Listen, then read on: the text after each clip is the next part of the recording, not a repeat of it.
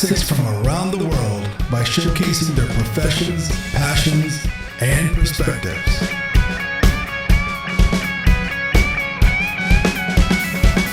I'm your host, Mandheer Singh, aka the Nihung.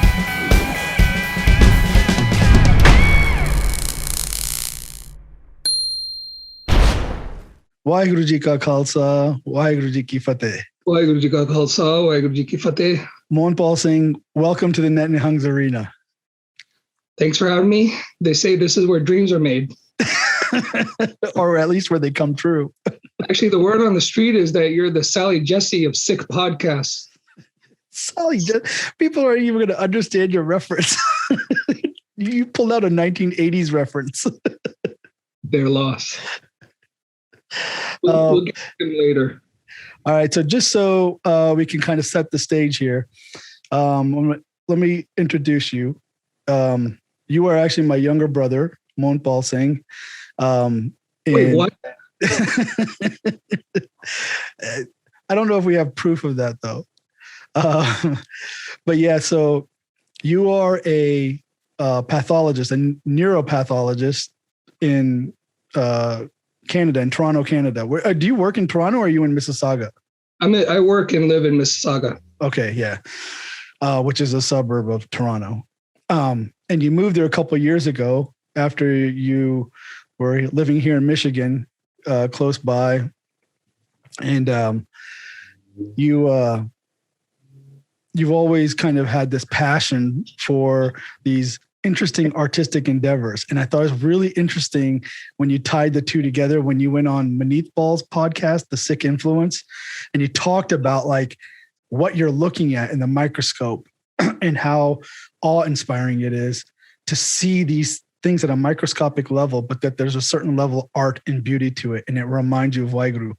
And I thought that was really interesting because I know your background growing up as an artist.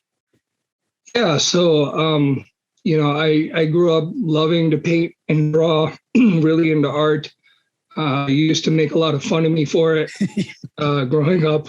But of course, I've also been very interested in science. So I feel like I'm in the perfect role now where when I look in the microscope, which is what I do mostly in my day, is looking in the microscope, looking at human tissue and trying to figure out what's wrong with it. Is it normal? Is it abnormal? And why is it abnormal? But I'm always in awe about just because I'm seeing cells and I'm seeing the details on a cellular level, right, of the nucleus, the cytoplasm, and I'm seeing how these cells are put together, the intricate way these cells are put together. And it's just fascinating. It's mind-blowing.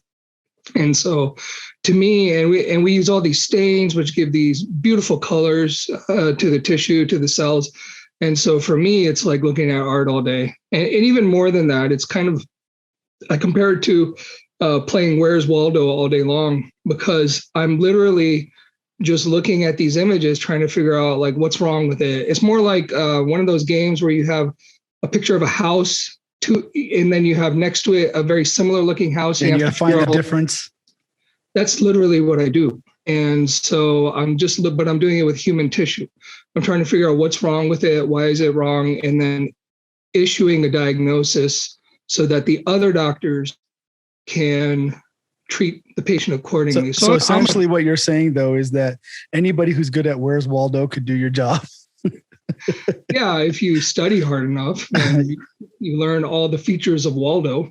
Yeah. That's the thing. You got to know what Waldo looks like in all his different forms. But yeah, that's basically what I do. So in some ways, I also look at myself not only as like an artist or an art critic or something like that, or I get to look at this beautiful art all day long, solve puzzles, but it's also my job is to be an interpreter. So I take human tissue, anything removed from the body, whether it's in the operating room, doctor's office, a biopsy, a colon taken out for colon cancer, whatever it may be. I translate that specimen into words so that the other doctors can use that information to treat the patient accordingly. Right. Now, just to clarify though, when I made fun of you growing up, it was to push you to be a better artist. So I get a lot of credit for. Well, we all know I didn't go to art school. So I'm not sure. I should have focused on pushing you into medical. You could have been a better doctor. I don't know whether to thank you or punch you in the face. Sorry about that. No, I mean no disrespect. You got to say that for the podcast. No, I think one thing that's interesting about us, growing up and stuff. I mean, we basically did everything together as little kids, right? Like we played with the same friends, we played the same games, we were into the same kinds of things. You were probably a little more musically inclined, even as little kids, playing on the Casio and writing rap songs and making beats and stuff like that. You were more into that stuff, but we had a lot of similarities. We had a lot of same interests, especially the types of movies we liked and things like that. But people that know us now, like as we're grown up, they find it very hard to connect the two of us because our personalities are so different. People are often shocked. First of all, they're surprised that we're brothers. And then they're often surprised that I'm the older one. Like you're more mature, even though you're younger. Well, yeah, I mean, it's true. Like growing up, we did have a lot of the same interests. And I mean, the only thing I remember like you did differently where you were really into like Barbies and stuff. I wasn't really into that much. But I think you meant barbells. That's the thing you weren't into so much. But yeah, I don't know. I think, when it comes down to it, we probably still are really interested in a lot of the same stuff, even though we differentiated, in different ways. Yeah, I think once we both kind of got to college and we were kind of going our separate ways, you definitely evolved a certain way. Even, I would say not even just like your socio-political things, that too. I mean, we're not identical on these kinds of things. We have things that we completely differentiate on. But even like Sikhi-wise, we kind of found our own definitions of Sikhi. Even the group that we grew up with, we were more similar Sikhi-wise when we were kids. And then once we kind of went out, explored on our own, I think we kind of maybe fine-tuned it or tweaked it based on what understanding level we were at, what we understood from Gurbani. And I think that's really, really interesting. And I actually think that's what Guru Sahib intended, is that you're internalizing the Gurbani and then you can reinterpret it based on what your education and what your experiences are. And then that shows in real life. But did you want to say something about that? Yeah, I mean, I guess maybe there's some truth to that. I don't know whether that's what Guru Sahib intended or not, but certainly your experiences shape you. They shape the way you think, and ultimately we have to turn to Gurbani if we want to fulfill our purpose in life. And there might be differences in that and things like that that people may have, but ultimately we have to turn to Gurbani and do what Gurbani tells us to do, right? Yeah, and I also think that can sometimes sound generic, and I totally accept that. Like I also tell people, like, I don't care what you think Gurbani is saying about something. Gurbani's answer is always Naam. Now, how you interpret what Naam is can be very different from Jathebandis to individuals or whatever. Everybody's got their kind of own definitions, but we can all agree that Gurbani is telling us the answer is Naam, right? And there's certain things we accept that Guru Granth Sahib is our guru. Like those are the things that are similar throughout the Panth. But I do think that it's okay for people to interpret Gurbani differently as long as it's still in the realm of Gurmat, right? Like you can't interpret Gurbani in a way that says, hey, ego is a great thing. Right. Because if you do that, then obviously you're missing the overall message. But for people to argue about like, what's the last vice to go? Is it your ego or is it your, whatever? You're getting into nuance of what are the actual vices, and that comes to interpretation. And I think, okay, fine. Your experiences tell you it's this. My experiences tell me it's this. But at least we still look to Gurbani. And I think that's kind of what you said is hitting the nail on the head. Is it's experiential. And I truly believe that. I believe, I believe in Rath. We should be strict about our Rath because that's what the Panth has laid out for us. But beyond that, interpretation of Gurbani and how we're going to manifest the Guru in our lives, how we're going to bring the Guru into our lives, and how we're going to experience Nam, that's, again, it's all experiential. And so, yeah, I guess people are going to have different experiences based on their outlooks, based on their own life experiences, based on what they know. So, yeah, for sure. Yeah. And I know one thing that I find that is very interesting is it seemed like more in recent years, actually not even more in recent years, I would say in the recent couple of months, you seem to have kind of taken a turn. You've always been teaching at camps and doing seminars at retreats and workshops and whatever. You've always had some kind of role in that. But it seems like this year in 2021, you've been a little more involved with other things like the Sikh Initiative. You did that Sikh Influence podcast. You're coming on here. I know you did the Sikh Youth Alliance, the Siana retreat.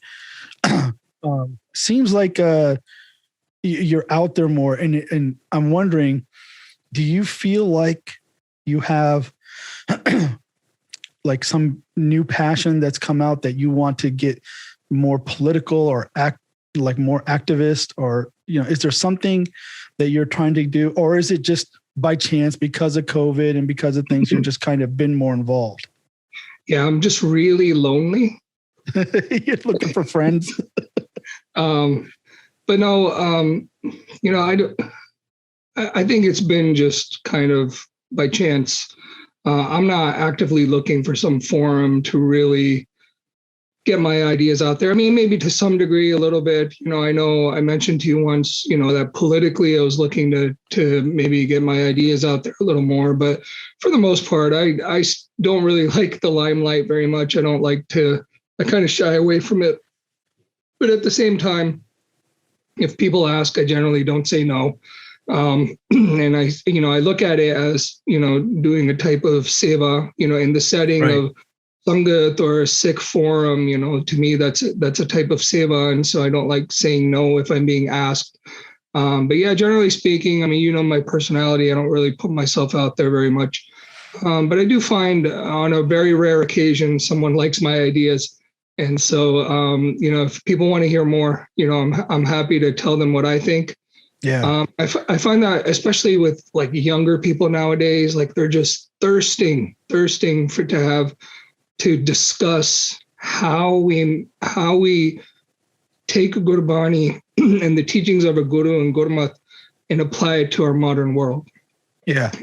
And so I think people are, especially younger people, they want to hear it from people who have grown up in the West. Right. Right. They've kind of heard it from their parents, or, if their parents are from Punjab or other countries, or India or other countries, they've kind of heard that perspective, and they're really looking for perspectives of people who are interested in Gurbani and Gurmat, and, how do we grow up in the West, and how do we look at applying the essence of Gurmat to the world, right? Right. And so that's kind of the capacity which I think I was asked to speak on a couple of occasions. One was the, like you mentioned, the Sikh Initiative. We talked about the farmers' protest. I wasn't really there to talk about the protest itself. My role, and I indicated this with the organizers ahead of time, was I wanted to talk more about farming in general and agriculture in general, right, and kind of the problems with the system. Because the way I see it, the problems with the agricultural system in India are essentially the same as they are in the US and Canada and the rest of the world. Right. They just manifest a little differently here and there, but ultimately we see a lot of the same problems that are going on in Punjab or all over India. It's the corporate takeover of our agricultural system, which has happened in many of our systems in society, East and West. But, to me, this is fundamentally what the farmers' protest is about. Although I do think it's very intersectional. There is a cultural component. There's the Punjab component. There's the Sikh component, right? So there's some of it's religious. Right. It's regional politics, but it's also international politics. As well as, this idea of corporatocracy and the takeover of our systems, of our society by corporations. Right. And then little man gets crushed in all of that. And I am totally sympathetic to the farmers and their protest and their issues. And even the protests, even if the protest is fulfilled and these bills get repealed, it doesn't solve any of the problem. You're still back to the problem that caused this problem in the first. So I'm very sympathetic to them. But I also wonder, like, sometimes I'm thinking, is it just inevitable that all farming is going to be like mass produced? You're going to have artificial intelligence running big vertical farm factories, with a market at the base where they sell all the food that's being produced in these big towers. I mean, is that just inevitable? It's science fiction, but getting into what does it look like 100 years from now or 500 years from now? Is there really going to be a person out there farming the field trying to make a few bucks selling food? Well, I think we're at a crossroads now, right? So I think, to look at the future, we kind of have to look to the past. And we know that the advent of the Green Revolution and all the things that came with it, excuse me, they brought a lot of good things. I think right. The Green Revolution was, it was well intended, but of course the road to hell is paved with good intentions, so to speak. And so I think what has happened, though, is we've seen over the last 60, 70 years, the damage that it's done to our land, to our environment, to our own health, and, when we see all these systems completely implode on us, and we can trace it back to our agricultural system, our food system, then it would be folly to continue down that road, right? Right, but a lot of what you're talking about, though, with the Green Revolution is the engineering of specific type of seeds and the use of certain chemicals and pesticides to mass produce bigger yielding crops, which is, as a result, there are less hungry people on the planet today than there's ever been in the history of the planet. But at what cost? Now we're starting to realize that there's been many health issues. Those pesticides cause cancer and they cause infertility and they're causing all kinds of, they're wreaking havoc on the environment and killing other ecosystems. So all things that they didn't anticipate. Well, I think part of what you said is true, but I disagree with the part that there's fewer hungry people in the world now than there ever were, because hunger in the world has mostly, at least in the last 70 years, been a political issue. It's not an issue of being able to produce enough food. It's a being able to distribute that food to the people who need it. And so, of course, we know that there are a lot of that's all controlled by international politics, regional. Right, like we have more food than we need as a globe. Globally. We have way more food. Way more food. Yeah, but it's just not getting to the people because of political issues. In fact, we have granaries, full of corn and wheat that go rancid. They just spoil, and it's because our system again is so corrupt. And part of that, and they calculate that in too. Well, it's because when you look at the U.S. and this is happening in India too. As well as Canada, a lot of what we're saying applies to Canada as well, but, it's subsidized crops. Yeah. And so when you have a farmer who knows that he's going to get a fixed price per barrel of corn or wheat or what have you, they do whatever they can to produce more barrels. Right. And what ends up happening is the amount that they get paid stays pretty stagnant. They don't end up producing more and more crop in the end usually. So they produce a certain amount of crop, but the input keeps increasing. And the reason the input keeps increasing is because of things like pesticide resistance, weed killer resistance, things that are resistant to Roundup, the amount of automation they need to implement into a farm because now they need more water. Right. The soil going bad. And so what we see is when the Green Revolution first hit, yeah, there was a boom of food production, just an explosion. We saw that we could plant crops closer together even. So, a single acre would yield more crop than it used to. Right. All these things because we had fertilizers, we had pesticides, we had weed killers. We had good irrigation systems. We brought in automation. And these were all industries that were wartime industries that we didn't know what to do after World War II. So the metal industry, making machines. We had chemical weapons, right? The mustard gas and all that was turned into fertilizers. The excess nitrogen or fertilizers and pesticides were the chemical weapons. We converted those. The nitrogen we used to use to make bombs was used to make fertilizer. So all this stuff. But ultimately, though, isn't that better than making the bombs and weapons? Is using it that way? Absolutely. But we don't know they just didn't know what effect that was going to have. And now we're sitting. Yeah. They would have had some understanding. They had research. Yeah. They knew what they were doing, but I don't think they anticipated that level. Yeah, no, for sure. I agree. Yeah. And that's why I was saying like the road to hell is paved with good intentions, because I don't believe that was someone sitting around saying we're going to destroy the environment and ruin people's health.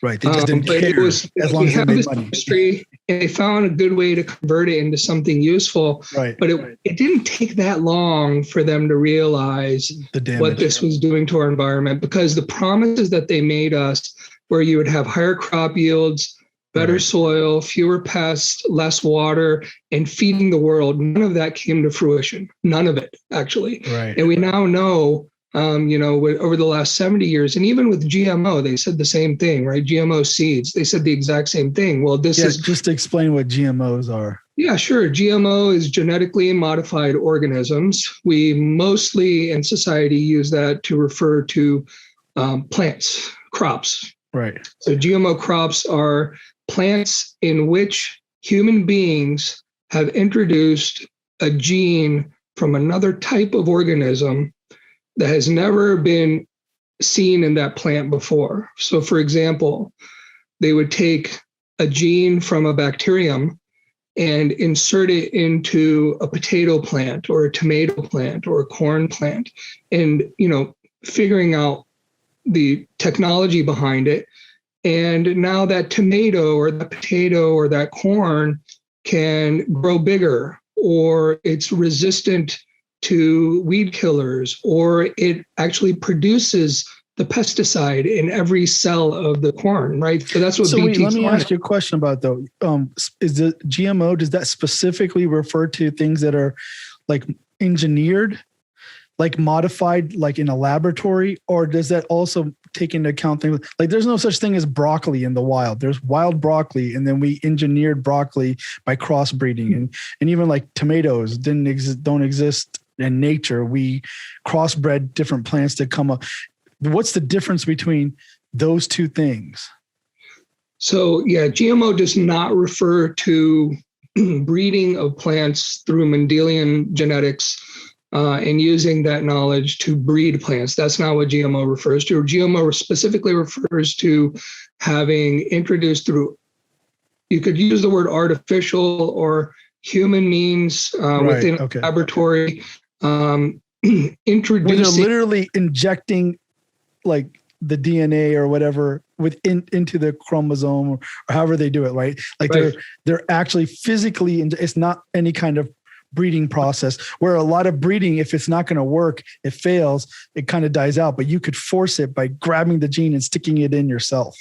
Yeah, that's basically the thing. Because with traditional, breeding, Mendelian genetics, you could figure out how to breed two plants. And like you said, they might fail a couple of times and you try different things and you get success. Right. And like you mentioned so many things, wheat is like that, right? Corn didn't exist prior to 10 or 12,000 years ago, right? Almonds, wild almonds will kill you if you eat them. Mm-hmm. They're full of cyanide.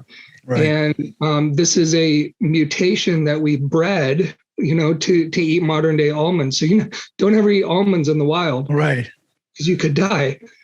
And so GMO is different. GMO uses amazing technology. It's incredible science. It's incredible power that we've discovered and how to manipulate it. The problem with GMO that I have, that a lot of people have, a lot of scientists, I would say, is that we have introduced genes and the product of genes, which are proteins, into species that have never coexisted in the history of the planet. Okay. Those genes have never coexisted with other genes. And so what they've said is, well, we know this gene in the bacteria produces, it's called BT, which is a pesticide. And so if we inject it in corn, every cell of that corn will produce the pesticide. And, I forget what it works against, maybe some worm or some mole or something like that. Right.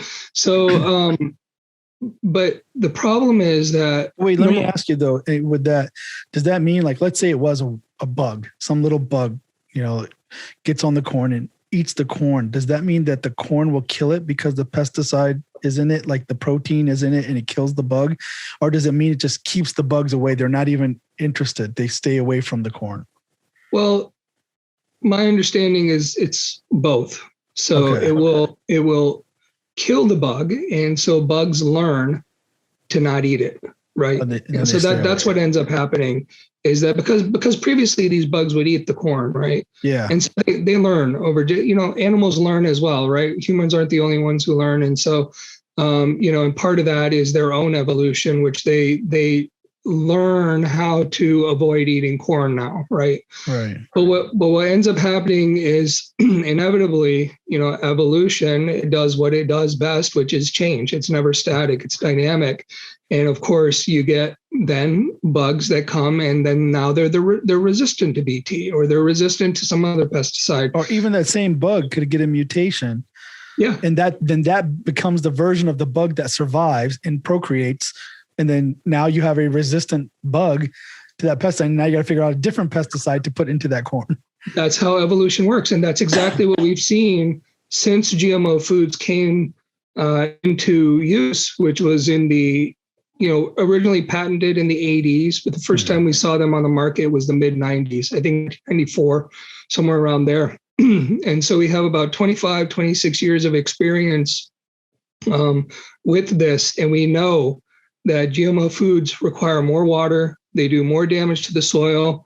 The food is not healthy for us in a lot of ways because we're consuming more weed killer. Yeah, so like how though? Like just sticking with the GMO, not the pesticides that get sprayed on, but sticking with GMO. How exactly are they more unhealthy? I mean, what is the evidence that's actually unhealthy versus, just that our bodies are able to digest whatever? So you're actually asking the exact wrong question.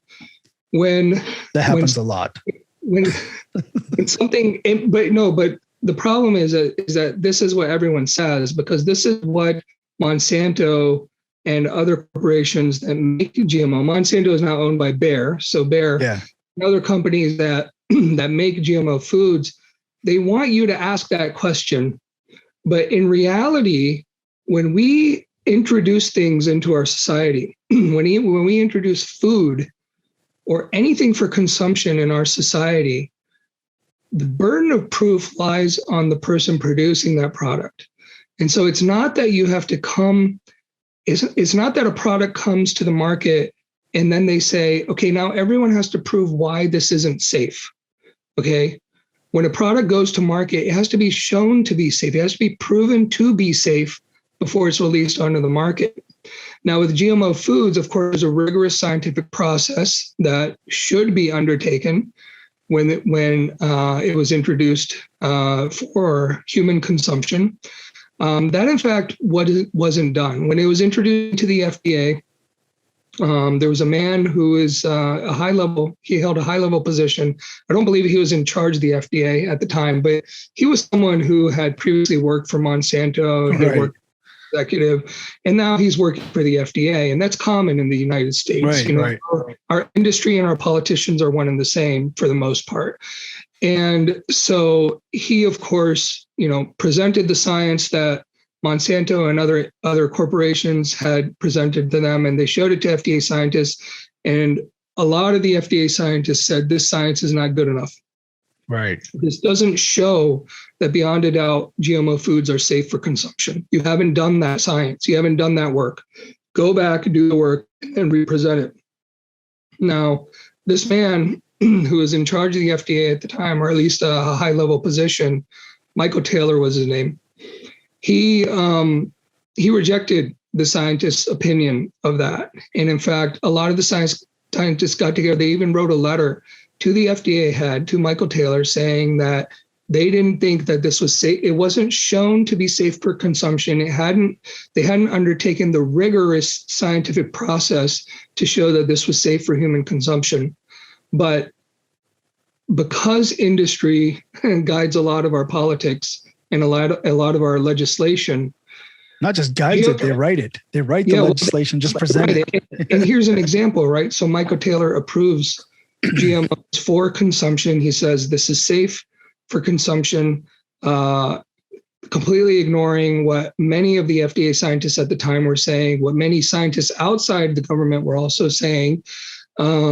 And they were approved, and that was it. I mean, there was really not much to it. You have Supreme Court cases that went back and forth, overseen by Clarence Thomas, who was previously a corporate lawyer for Monsanto, who weighed in on things like patenting genes and introducing it into the marketplace. As well as labeling. When a few years later, when labeling became an issue, people were saying you have to label GMO food so that people know when they go to buy this in the store that they can make an educated decision on whether they're buying GMO or non-GMO. And yeah, just to clarify, Clarence Thomas is a Supreme Court justice. Yeah. Yeah. So he's a Supreme Court justice with a checkered past, to say the least. Right. In a lot of ways. But anyway, and so labeling was also turned down because the Supreme Court judged and the FDA that a tomato is a tomato. If it looks like a tomato and it tastes like a tomato, then it's a tomato. And they judged that you don't have to label it differently just because of the way it was grown. And so that's why we don't have GMO labeling in the United States and a lot of countries, but there are a lot of countries who do. So when you ask, like, what is the proof that this is harmful for humans, you're asking the wrong question. And right, okay, but wait, hang on though. Maybe don't prove it, but is there any evidence that it hurts? Like, did they do the research and say, hey, look, we found evidence that this is not safe and this is what happens? Like consuming these GMO products, you end up with this protein in your body. That protein in your body actually affects your hormone levels, or it causes infertility, which is that seems to be a big thing with these pesticides. Like, did they actually find evidence like that? They just didn't think it was compelling enough to stop it? So again, when the research is being funded by the industry, the same industry, the results tend to be biased. And we know that. We see that in a lot of different kinds of industries. When independent scientists have looked into GMO foods, there are many people, researchers out there who did find increased cancer rates, increased growth of benign tumors, increased endocrine abnormalities with consumption in animal models, right? So they found this in animal models. Now, the problem was that a lot of these researchers, they work in universities, they rely on grants from the government, they rely on funding from their universities. And we know that a lot of these corporations like Monsanto and others have long tendrils, right? So they've fund a lot of university research nowadays. They fund a lot of departments in big research facilities, academic institutions. And of course, we know how they influence the government. So they're actually, you can find a lot of research out there showing that. And the other problem that we have now, though, after a while, Monsanto said, okay, well, we know that there's people out there who are doing research that are showing that GMO foods do have some harmful side effects. Now, of course, research is peer-reviewed, right? Scientific research. So you have to do the research, and then other people have to try to find flaws in that, and other people have to reproduce it. And it's only after this extensive, rigorous reproduction, finding flaws in the studies, someone else doing them, things like that, then it becomes accepted as a truth, so to speak, right? But Monsanto intervened at an early stage, and other corporations that had vested interest. And so what they started doing was they said, we're going to put our own guys on the editorial boards of some of these big research journals. So now you're at a point where the heads of your department at academic institutions get funding from big corporations. A lot of the money pouring into those academic institutions come from corporations. The government is, of course, biased. And now you have even research journals which have people on their editorial boards who won't allow certain papers to get published. And that's happened to some of the scientists who were publishing against GMO stuff. With that said, and a lot of them got blackballed after that. When you talk about like the early 2000s, people were doing research on this, and there were a lot of scientists who got blackballed. They couldn't get published. They lost their jobs or they lost their positions in academic institutions. So this did happen. So it's very hard now to even know, it's very hard to point to the research and the published research and say, oh, I can draw conclusive evidence now, because there's, a body of work produced by scientists that prove that GMOs are bad or good for that matter, right? So it's very difficult to do that because it's so mixed, and it's also been the process has been so contaminated, right? Science is a process. It's a process of discovery. And if that process becomes contaminated, it becomes very difficult to say definitively that, this is not good, or this is good, or this is what it is. Now, with that said, actually, and then there's another thing that happens too. Then you get the other side that starts to say, science doesn't know anything. Science thinks this is okay. Science says that's okay. And these things are hurting people. And then you start to get that whole crowd going too. And then everything's just getting clouded and just kind of confusing for people. And it's hard to know, who do you even trust? Because they just label science and scientists a certain way that's anti-common sense or something. Yeah, I think you get on both sides of the spectrum. You get those people who then mistrust science, and then they end up becoming the conspiracy theorists. Right. I think throwing out a lot of conspiracy theories, and there's genuine mistrust there, which I do think, in a lot of instances, it has some origins in truth. And then it just evolves into this monster, right, of conspiracy theorists and mistrust and whatnot. And then on the other hand, you have the people who want to believe so heavily in science that they confuse technology with science. And technology is certainly I do great. that. I think I do that a lot. That's because I like technology. So technology is amazing, right? And like I said, the technology to modify living beings, the genetic code of living beings is absolutely incredible. There are many, many great uses that we're going to discover over the years. We're doing it now, in a lot of... CRISPR. There's a guy that's experimenting on YouTube. He's using CRISPR to modify his genes. It was a live experiment. Yeah, I'm sure people are doing even more than that. Oh, yeah. Well, they say I'm sure the United States is doing too, but they say the Chinese have been doing it for a while. They're using it to certain traits in babies. Yeah, they've already started doing that they want them taller, or they want to change their eye color or their hair type and things like that. Yeah, I mean, actually, there have been some scientists who came forward from China, one or two, and I think they were silenced pretty quickly. But I think we have to remember, when we have this great technology, to get to that technology, used science, obviously, but then we also have to look beyond that. We don't just stop there. We also have to use the science of how this impacts our world, impacts us, impacts our health. And that's where GMOs have fallen short. That's all I'm saying there. So let me ask you this about that, though, the GMO technology. Do you think, take the profit out of it, and let's say all these companies go away and the profit is gone. Is there a use for that technology, or is, like in a way that's good for us? Like maybe if you can make a smaller fruit that's more nutritious somehow, a smaller vegetable, because they're smaller and more nutritious, they can provide nutrition and things like that for more people. Like something like, is there a place for that, or is it just it's too new technology to even go there with any of that? And we're like, what do you think about that?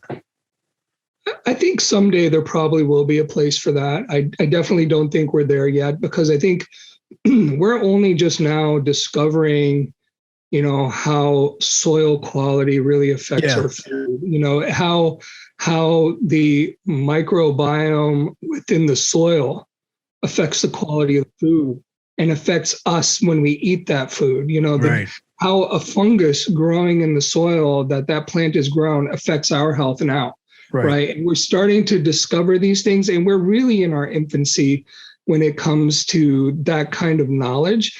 So, of course, I think technology is great, and I think I think we could come, someday. I think we're far away from that right now, and so I think you're going to see the pendulum kind of swing the other way in a lot of ways, which is what's starting to happen. You said earlier, you hinted at that. I'm paraphrasing, that it was an inevitability, maybe that we become more mechanized, and human beings don't tend the ground anymore, but machines do it, and things like that.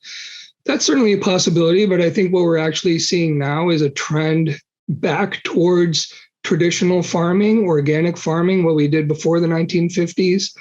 And we're seeing that across the world. And I think it's because people we have a whole generation of people who were born, grew old, during, what the Green Revolution and GMO has brought us. Yeah. And we've seen the devastation that it's actually caused. It's causing desertification of our land. It's causing our soil to be depleted. It's causing, it's just anything that you do on a large scale like this mass type of production is going to have this effect. I mean, we know that the corn was so hot, all the farmers wanted to grow it because it was being subsidized so heavily. And then that's all they wanted to grow. And then they were growing so much of it that they spent so much science trying to figure out what other things can we do with corn because we're making so much of it. And then they figure out, we can make it into high fructose syrup. We can put it into gasoline. Almost everything you buy at a grocery store has corn in it. Yeah, there's a book called The Omnivore's Dilemma by Michael Pollan. It's a really great book. He's a food guy. He's written a few really, really good books. The Omnivore's Dilemma is excellent. I really recommend it. But in there's a part where he actually, I think he goes to McDonald's and buys a Big Mac, or he gets like a meal, like a Big Mac, fries, whatever. Yeah. And he traces the carbon in every bit of that food, and discovers that, it was like, I don't remember the exact number, but it was over 80% of the carbon in that meal had come from corn, and genetically modified corn at that. So, and even today, when you look at like over 70% of the corn out there is genetically modified, over 70% of the food, crops grown in general, is genetically modified. We don't know, going back to the science, there's no science that's ever really been looked at synergistic studies. Like I said, you're introducing genetic material and in turn proteins that have never existed in that organism before. Right. And we don't, and nothing exists in a vacuum. Everything's interactive. Everything interacts with other things in its environment. We don't know what that does. We don't know what kind of toxicity that can produce, on a subcellular level. We don't know what kind of carcinogens two proteins may interact to produce once they're consumed in the human body. These kinds of studies have never been done. And I know, but this is always this is the dilemma, right? This is the argument always. No progress in history has ever been done waiting for the science to be completed. I mean, the Industrial Revolution totally changed the world, and we can see what effect pollution had on pollution and the socioeconomic impact it had, labor classes and things like that. There was but you study it after you do it first, you get it going, and then you study it later, and then you tweak it and try to do better. Well, that's certainly how the paradigm has been throughout human existence, but we exist on a level now that we can study our history and say, a lot of us say, hey, we're not really okay with how that was done, right? The how might be more important than the result. The ends don't justify the means. I believe that 100%. I think Gurbani tells us that. That's my view of Gurmat, is that the ends never justify the means. And so we have to come up with ethical means to do this create this technology and do this kind of science. Even though we're benefiting from what was done in the past, we can actually come up with ways. We're smart enough human beings are smart enough to come up with ways to do these things ethically. And so we don't have to do it the way it was. Yeah, I know we don't have to, but I think what you're saying as a Sikh, you're right. We wouldn't the ends wouldn't justify the means, but the world is moving and it's a massive ship that's moving very quickly in a direction. And there's a couple of people going, hey, we don't like it. We want to change the way this works. I mean, the problem with it is eventually it will change, because enough people will start saying it. But how do you quickly get to where enough people are saying it? Because you're never going to get it where the world is following Gurmat philosophy and saying, you know what, let's make sure we're doing this ethically first. Yeah, well, I'm not so tied to the outcome as I am fighting the fight, right? So that's where I think my values lie, my ethics and my goals is that, regardless of what the outcome is, if I feel something is ethical and I feel something has value, I have to take that path, right? And that's what my guru told me to do, right? So I feel compelled to do that. And I know a lot of other people who do that as well. And I know a lot of non-Sikhs who feel compelled to do that as well. I think if you look around in industry, in society, there is this kind of awakening. It might be slow in coming, and maybe it won't overcome the kind of greedy corporate bastards that are out there who are, taking over the world and just, they don't care about sacrificing human life and human well-being for the sake of profit. But, if we do reach a critical mass, which we may or may not, who knows, that would be great. But even if we don't, the fight was still worth fighting. Yeah. And I think there's evidence of that out there already. Factory farming is attacked so vehemently by a lot of vegan and animal groups. They're fighting against the factory farming. But what's interesting to me is a lot of these hunters that are hardcore meat eaters, like carnivore guys, they go out and they hunt elk and they do it with a bow and arrow and they save the steak and eat it all year. They are also very, very anti-factory farming. Because they're like, what you're buying at the store is making you sick. Yeah. So you are starting to see it kind of get attacked from both sides. And I think soon you're going to start to see, because information spreads like crazy today. As a matter of fact, a good analogy of technology and ethics is social media, right? Like social media is amazing. How much information you can share with people, the kinds of things you can collaborate on and learn so easily. I mean, I use YouTube to learn anything I need to do. I need to do something with my sprinklers. I need to know how the valves work. I can just go on YouTube and see how it's done and do it. So it's an incredible tool, but 90% of social media is used for useless entertainment and actually exploitive entertainment. Yeah, no, I totally agree. It has some uses. For sure. I'd say it's probably way less than 10% of it's actually useful. It's mostly garbage, and it's, I remember someone telling me that I should get on Twitter or something. Yeah. First of all, I'm not on social media. I have nothing. I'm on Signal. That's it.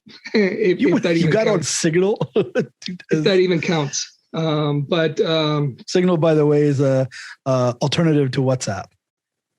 Yeah, I closed my WhatsApp and I switched to Signal. But someone once told me I should get on Twitter, and I was like, why would I want to do that? Why would I want to hear people's stupid thoughts all day long? It's like being able to read everyone's mind. Like imagine going around and you're hearing all the crazy stuff and stupid stuff that people thinking all day long. Oh, I don't want to hear that in my head. Yeah, you're saying that, but you know what? This is what Elon Musk is working on too. He's working on that Neuralink, and his idea is you can just read each other's thoughts, and you'll know if someone's trying to deceive you or lie to you because you'll hear what their actual thoughts are. Yeah. And I was thinking, sure, that's a good idea. No, it sounds like a terrible idea to me, to be honest. I don't want to know other people's thoughts. I have enough problem not associating with my own thoughts. Right. I certainly don't want to associate with other people's. And at the same time, nor do I want anyone knowing my thoughts, right? So privacy is a huge issue here. And that's, not only thoughts, but in general, social media is a huge, I think, perpetrator of privacy rights. And yeah, I mean, that's debatable though. You're agreeing to it, right? It's a free service that you're agreeing to, and it's not like they can take away your privacy without your consent. Although most people don't pay attention, that's different. Yeah. So I think that, the definition of consent can also get a little tricky there. People don't know what they're agreeing to. That's a fact. Yeah. The vast majority of people actually don't know what they're agreeing to. Most people don't even realize that when you're on social media, you are the commodity, because a lot of people, and it's free. It's like, no, it's not free. You're the commodity. You're what's I can tell you this actually as a real estate agent, because I pay Facebook a ton of money every month to run my ads. Yeah. And when I set up my ads, it's helping me target, and then the algorithm finds people that are interested in what I'm advertising and shows it to them. And then if they react to it, it finds people like those people and then shows it to them, and it just keeps spreading. I'm paying them the money to do that because they're getting the information from the people using the platform for free and then selling it for me to use to market to them. Right. Facebook, Instagram, all these guys, they make their money from advertisers. They're all the same company. WhatsApp, Instagram, Facebook is all Facebook. Yeah. Well, then there's others too, like Twitter, right? Yeah, Twitter's a little different though. Twitter doesn't have advertising. Right, but they use your information, right? Yeah, they sell it to other parties. Your metadata, all that kind of stuff, right? I mean, in fact, like during the 2016 election, one of the biggest things that helped Donald Trump, by the way, it wasn't the Russians, spoiler alert, it was Cambridge Analytica was brought on. They're a data mining company or data analysis, and they work in marketing as well. They were actually intimately involved in the Brexit campaign. They've been involved in other government elections, federal elections, and other governments. And the Trump campaign brought him on because they saw how Cambridge Analytica turned around. I think it was Ted Cruz's campaign. They completely turned it around, and they, for a short while, he became really popular. But anyway, later on, the Trump campaign brought them on, and of course, Cambridge Analytica used Facebook to gather data on people, on Facebook users. And Cambridge Analytica, they claimed to have 5,000 data points on every single voter in the United States, whether or not you were on Facebook. Yeah. Okay. Wait. Hang on. There's a little issue there. Okay. So first of all, the Russians definitely helped Trump because they had these farms set up where they were setting up fake accounts and creating chaos. That's a separate issue. But Cambridge Analytica, the issue with Cambridge Analytica is they are only allowed a certain amount of data. They were only allowed 5 data points per person from Facebook. So when they get their feed from Facebook, they're supposed to have 5 data points to come up with their profile. They got busted because there's this professor like in Buffalo or Syracuse or something. He's a, bleeding heart liberal. Okay. But he started to notice that he was seeing posts that were pro-gun, which he is a very pro-Second Amendment guy, but he never talked about it or never told anybody. And he was shocked that because he got the data from Facebook and he looked at what information do they have on me? And he realized what Cambridge Analytica was supposed to get. But Cambridge Analytica had figured out his profile very accurately. Right. So then he busted them. They were taking way more data points than they were supposed to from Facebook. And they got busted. I don't deny that. My point is that the amount of data that they were able to collect is what I'm talking about. Yeah, it's 5,000 data points. And the way they were able to analyze it, that's highly really accurately. Very accurately. Quite accurately. In fact, like they have a track record for influencing elections. And in fact, some of the stuff you may have heard of, like I think it was in Trinidad. It was like scary how they influence people. They were very, very effective. But to be honest, maybe we don't want to start talking about Russia and stuff, but these trolling farms you're talking about, I mean, have you seen some of the stuff that the kind of stuff that they were putting out? Yeah. It seems ridiculous to us, but it fed into certain people. Nobody really thinks that like anyone serious really believes that any of that was effective at all. I mean, we know that that Trump won the 2016 election because half the country voted for him.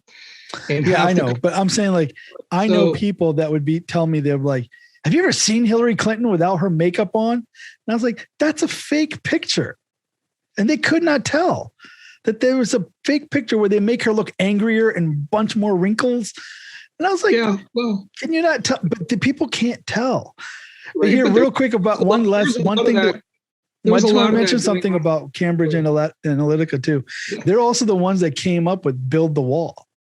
They would give him these phrases to test out at his rallies.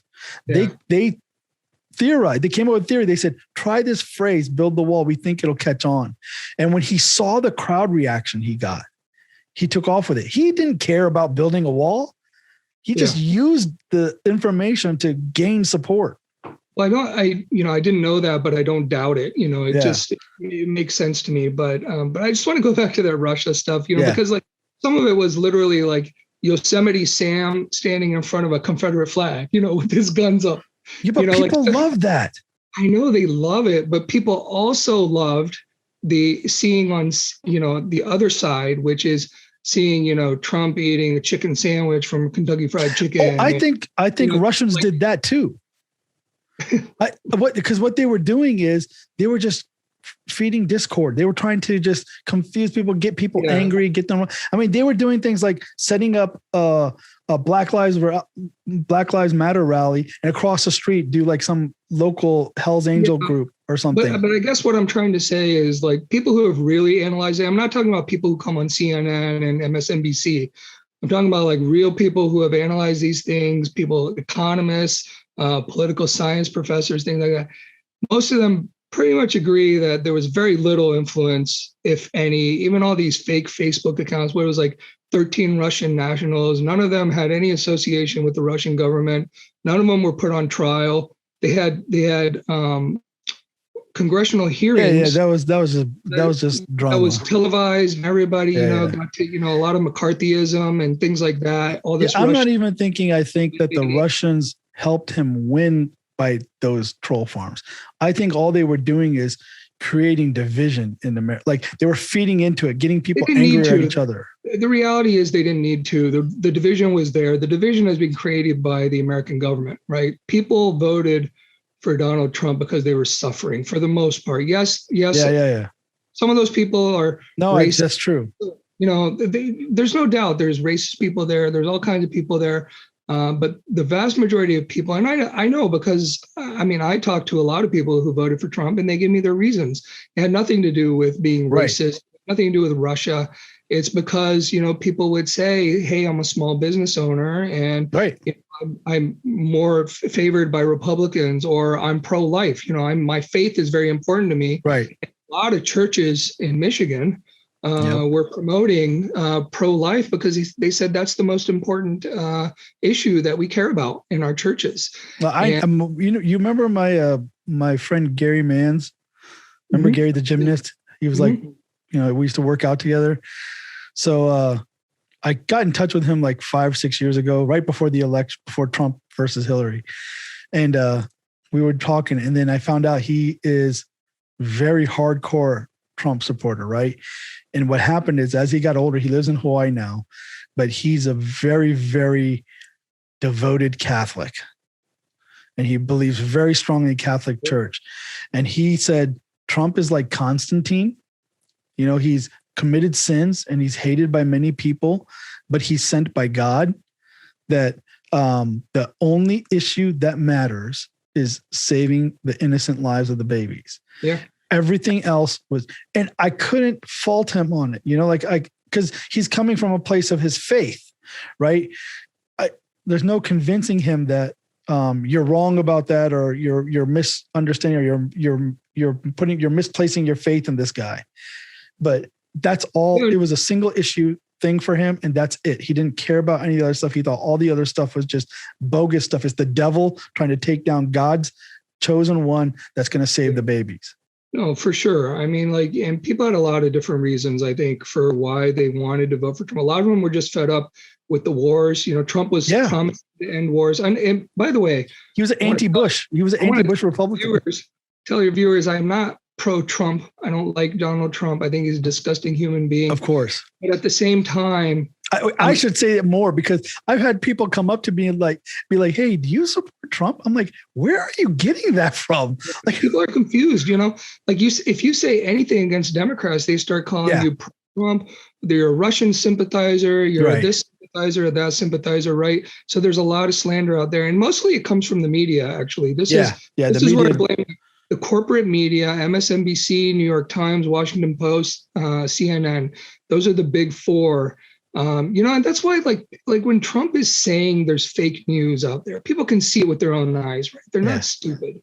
People can see it with their own eyes. They know that CNN is pumping out garbage. They know Rachel Maddow is full of garbage. And so they can see it. And so they cheer him on. And of course, then they, you know, and it snowballs from there. But I think the issue with Trump with fake news is even when something was true, he called it fake news. Remember the whole thing about him on the bus saying all those things about you can do whatever you want and you just grab them and you do this. Remember that footage, that audio? Yeah. After everything had happened, it was a video of the bus, but the audio was on. You couldn't see him in the bus. It was like, and then he came out of the bus. Yeah, I'm talking about when he was outside the bus. Yeah. Yeah, he came out of the bus, but he didn't say those things at that point because he was meeting with the girl, that reporter girl. So he wasn't saying those things. He was saying it when he was on the bus, right? Okay. There was no question about it. He didn't deny any of it. Nothing like that. They just wrote it out. A year later, somebody brought it up and Trump goes, you know, I'm not even sure if that was me. It doesn't even sound like me if I'm being honest. Yeah. What? Look, we know he's a liar. Okay. We know he's a narcissist. We know he's a disgusting human being. There's no doubt about that. But we could probably make this same case for every single US president. Yeah, I mean, you could say that about him. I mean, I really loved Obama, but he had his flaws. There's a lot of stuff he did that is not good. It makes him a bad person. You know, Barack Obama is the person who turned me against the American government. You know, if I could be so bold. You may be a little extreme, but okay. By the way, you might get canceled on YouTube for this. I'm not kidding. You know, the social media, YouTube, these guys, they're canceling people left and right. So anyway, but they're mostly on the right that they cancel people. No, the progressives are actually canceled more than anybody. And it's because progressives call out the neoliberals for all their crimes and all their lies and things like that. Yeah, so there is some truth to that, because I know that there are people there's a lot of truth. Yeah, there are liberals, but I think it's always confusing because really liberals is not a good word. Conservative is this specific group of people. You know, they're usually pro-life. You know, they're very Second Amendment, you know, but not so much First Amendment. You know, you can define them on family values, not LGBTQ friendly and things like that. So it's like a defined circle, and this ocean of things that we're calling liberal, which you have Muslims, and then you have Jews, and then you have Muslims that don't like Jews and Muslims that do like Jews. And then you have people that are transgender and people that are feminists that are all in the liberal camp, but the transgender and the feminists don't like each other. They're fighting each other. They have activism going against each other. So it's like this amorphous cloud of liberalism. And then you have this very defined group called conservatives. So yeah, there are liberals out there that are like evolutionary biologists that question a lot of these gender things that are coming up today, and they get canceled. I don't even know. They're progressive. I don't even think you can necessarily say conservatives are such a defined group either. I think there's some heterogeneity in there as well. But I will say that, this idea of a left and a right is largely produced by the corporate media to polarize people, right? The reality is it's kind of a circle. And, you get a lot of, today's neoliberals, which is kind of establishment liberal, like Democratic Party, if you identify like what you would call Joe Biden, basically. Absolutely. Joe Biden, Barack Obama, Hillary Clinton, right? These are neoliberals. This was started by, Bill Clinton, neoliberalism, which was basically people calling themselves liberal who are pushing corporate conservative agendas. views, conservative agendas. And that's exactly what Bill Clinton did. He came into office, called himself a liberal, and he pushed all of Reagan's agendas that Reagan couldn't even push, basically dismantling welfare, pushing wars, cutting capital gains. Wall Street. What's that? Cut capital gains and all that kind of help people like Mitt Romney get rich. Getting rid of Glass-Steagall Act. I mean, that was the fertile ground upon which the 2008 economic collapse happened. And I've even argued with the people that were so anti-Obama. I was like, he was basically Reagan 2.0. Like, how do you not like him? You love Reagan, you worship Reagan, and you don't see that Obama was basically Reagan 2.0? Yeah. I mean, Obama, he went from 2 wars to 7. He introduced 5 wars during his term. He had the biggest upward transfer of wealth in the history of the United States. We went from the top 1% of the country owning 35% of the wealth to owning 42% of the wealth. Yeah, but that's hard to say that's because of him. That actually had a lot to do with Bush and the financial crisis and then the bailouts, because the bailouts Bush gave were free. And a lot of that money traveled up during Obama's time. Yes, but Obama had the choice on how to deal with that after that as well. Yes, he did try to change some of the rules. He did that bailout with GM, different than the way Bush did it. He had tried to taper it. Right. I mean, but TARP was something that really hurt Americans, and it was something that Obama pushed for. And we also see, his policy was not to prosecute, will introduce fines. And that's known as it was developed, or I guess kind of put in place informally by Eric Holder, who is his attorney general. Yeah. And that was his philosophy. And he wrote it in a memo. He said, we will not prosecute this white collar crime, but instead we'll institute big fines to these corporations. Because it becomes a money grab for them. And the banks are like, great, we can set aside $5 billion so that when we get caught doing all these unethical and illegal things, we can just pay the fine and keep doing whatever we're doing. We're getting rich off of it.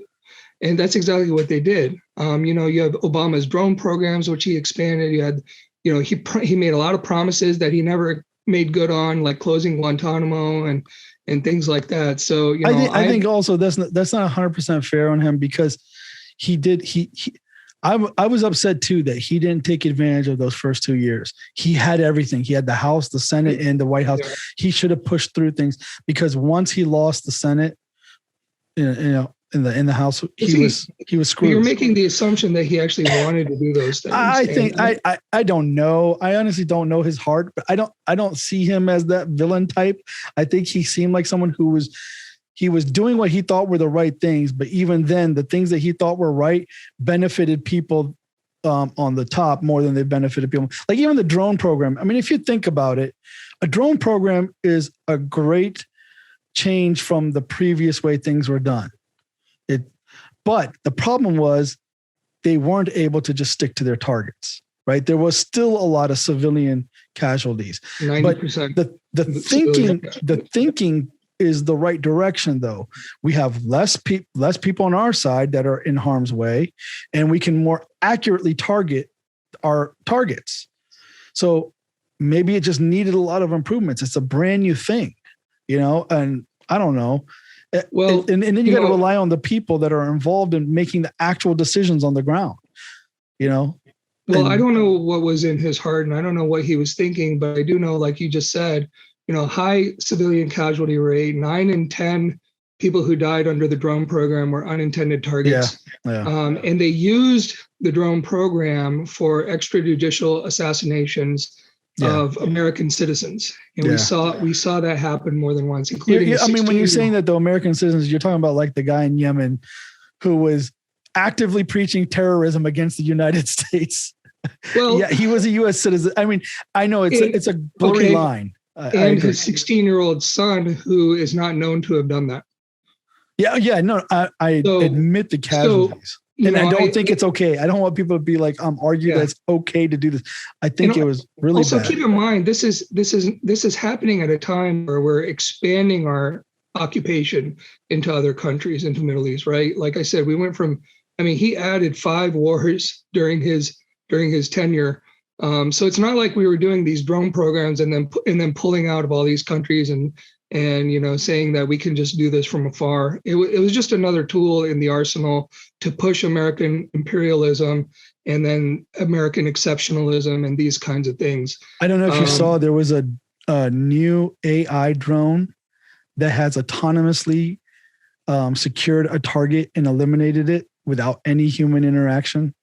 I haven't heard of that, but that's terrifying. It just happened last week. These are like hunter killers from the Terminator. Yeah, that's Terminator. Right there. That's exactly what I saw that. Skynet became self-aware. Yeah, you just let that happen. You just let without any human interaction. But but my point is that. But it actually, we don't even know. In theory, that could be even safer than putting the human element into it. It's just scary. It's scary. Doesn't make me very comfortable. But my point being that you look at Obama's track record, he didn't really do much for the people, and he pushed corporate agendas like you wouldn't believe. And, like this is a guy who, it's funny how people blame Trump for all the things that Obama did, right? Like kids in cages, like the famous thing being. See, again, that's different. It's not the same thing. Like it wasn't the same thing happening under Obama.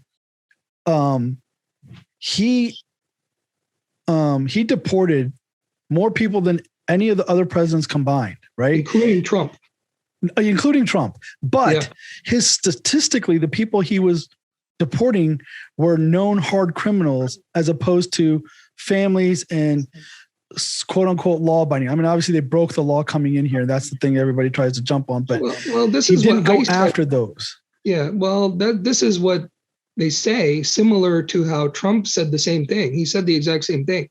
He said, these are criminals. Yeah, but that's not okay. But he didn't. Yeah, no, the Republican definition of criminal is they broke the law by coming in here. They are criminals and need to be removed.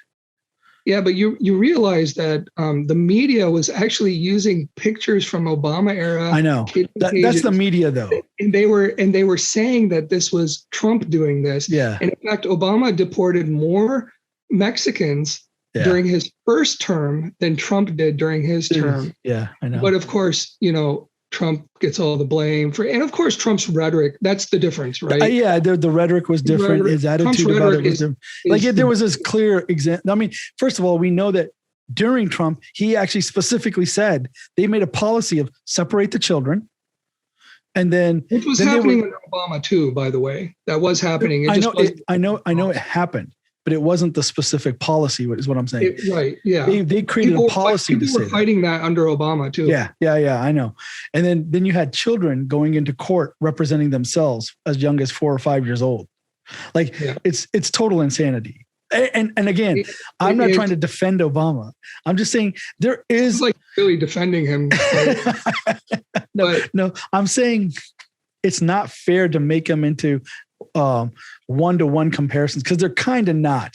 They are similar in the effect of what it was, but clearly the policies and the intentions were different. Well, I don't know if you can assume what their intentions were, but if we look at their track records, largely what the American government does has been the same for the last 40 years. And it doesn't really matter whether they're Republican, whether they're Democrat. They push largely the same agendas. There are a few minor things that the American people are kept polarized over. And there's a reason why we're kept polarized over these things, gun rights, abortion rights, like that. But by and large, when you look at, and Joe Biden's no different, right? If you don't listen to CNN and MSNBC for all your news, you would realize what a disaster his first few months of presidency actually have been. He has broken every promise he made, the few crumbs he threw on the campaign trail. He's broken every one of those promises, and he's largely pushing except the vaccine thing. He did get Trump's same agendas. What's that? Except for the vaccine thing. He did say 100 million people in the first 100 days. He's pushed out the vaccine. That's been a big program of his, but he can't even take credit for making the vaccine, right? I mean, that was something that happened under Trump. If you want to give credit to the administration, that all happened under Trump. Most of the people I know in healthcare in the U.S. Were vaccinated under the Trump administration. Yeah, but even Pfizer said they were not part of his Warp Speed program, and they basically didn't announce their vaccine until after the election, just to kind of stick it to them. Right, they wanted to distance themselves, and I don't blame them. Yeah. Right, and by the way, again, I'm not a defender of Trump. Of course. But I am calling out the hypocrisy of the media and how people get their news. Because I think you're absolutely right about this. Like the point you made, if you look at 40 years of the United States, probably 40 is too little now. 40 only takes you back to 1980. If you look at the last 60 or 70 years of the U.S. government's policy, you can see that it has a specific agenda. But the thing is, like, I know a lot of people complain about a two-party system, but I have a few, and everybody says, "Oh, we should be voting on the politicians and what they stand for." You kind of can't do that when it's this big. You kind of can't do that because most people are not going to understand the nuances. You actually have a right to vote for the person you think is the funniest, or the person you think is the best looking, or the person you think has the best personality, or the person that you think looks the most like you. Yeah. And that's why I'm careful to criticize Obama, because I'm like, out of all the presidents in the past, I feel like he did such a great job presenting a good face for the United States. And him being Black put him under such tremendous scrutiny. It's almost like he couldn't go off the script too much, because if he did, he'd be torn apart, right? So it was a very difficult position for him, a very difficult balancing act to stay in the tradition of the presidents behind him, but then to also push some progressive agenda. And I think in his mind, he thought, this is the direction we're going in. It's not going to happen in my presidency. This is the direction we're setting the ship to sail. He never imagined that anti-Obama, like someone like Trump, would be the nominee and win the presidency, and everything would come undone. Yeah, that's fine. But, I choose to not feel sorry for Obama, but to feel sorry for the 90 million Americans who are either uninsured or underinsured for their health care. Right. Yeah. I choose to look at the, however, 10 million people who lost their homes during that time, for which there was no recourse, nothing they could do actually to get their homes back, right? Very little, and like half of those foreclosures were due to medical bills. Yeah, well, medical healthcare costs are the number one cause of personal bankruptcy in the U.S. and have been for decades. Yeah, right. But so again, like going back to that, like Obama on healthcare, he made the mistake of getting the Republicans on board to put the plan together. He had them on board. He said, okay, what do you want? Okay, then fine. We won't have a public option. Okay, what do you want? Okay, fine. We'll build this thing and then people can buy it on the market. He took everything that they were saying. He took Mitt Romney's plan, a Republican plan, basically, turned it into this thing. And then when it came time to vote, not a single Republican votes for it, so that they can say they voted against Obama. Right. Yeah. So it's kind of like, I don't think that was Obama didn't care about people. I think that was him caring about people, but trying to bring the politicians together and say, let's come up with a solution for everybody. His mistake was he trusted them. Well, the reality is that, Obama could spend over $600 billion a year on what we call defense for the United States, but which is actually more often offense than it is defense. And we have money for that. We always have money, whenever it's in the name of defense, when it's anything military. Billions of dollars of subsidies for large corporations that we know are polluting the environment and destroying the environment, and destroying the lives of Americans. We know that there's no end to the coffers, what the coffers offer to those corporations, like the oil and gas companies. The fact of the matter is Obama opened up Arctic drilling twice and nobody blinked an eye. But when Trump did it once, everyone threw a fit. Yeah, but Obama also did try to take subsidies away from gas and oil and give it towards solar and wind. And then he got slammed for that. Right. Literally, you're talking literally billions to a single company like Exxon, and $10,000 to a wind company, right? To develop. Right. So this is what we're talking about. But I think that was his plan, right? Like slowly keep taking it away from here and keep filling it up over here so that subsidy dies off. In a couple hundred years, we can okay. Right? So the fact, this is what Democrats do. This is what the party does. They offer crumbs. They offer little tidbits that they know that the majority of the population who's going to vote for them will latch onto. It's just enough to keep people from really voting for progressive values, right? There's nothing progressive about the Democratic Party. They know, they fine-tuned it to that point, and Joe Biden is a great example of that. No, he's a suit and tie corporate Democrat through and through. But I actually think he's the right guy to bring. He's a Reagan era Republican. That's what he is. That's what he pushes. That's what he's tried his entire career to knock down Social Security and welfare and all these things. He's a war hawk. He's never met a war he didn't like. Well, except Afghanistan. Apparently, he did try as vice president to kind of push to end the war in Afghanistan. But other than that, he's a war hawk. So is Hillary Clinton.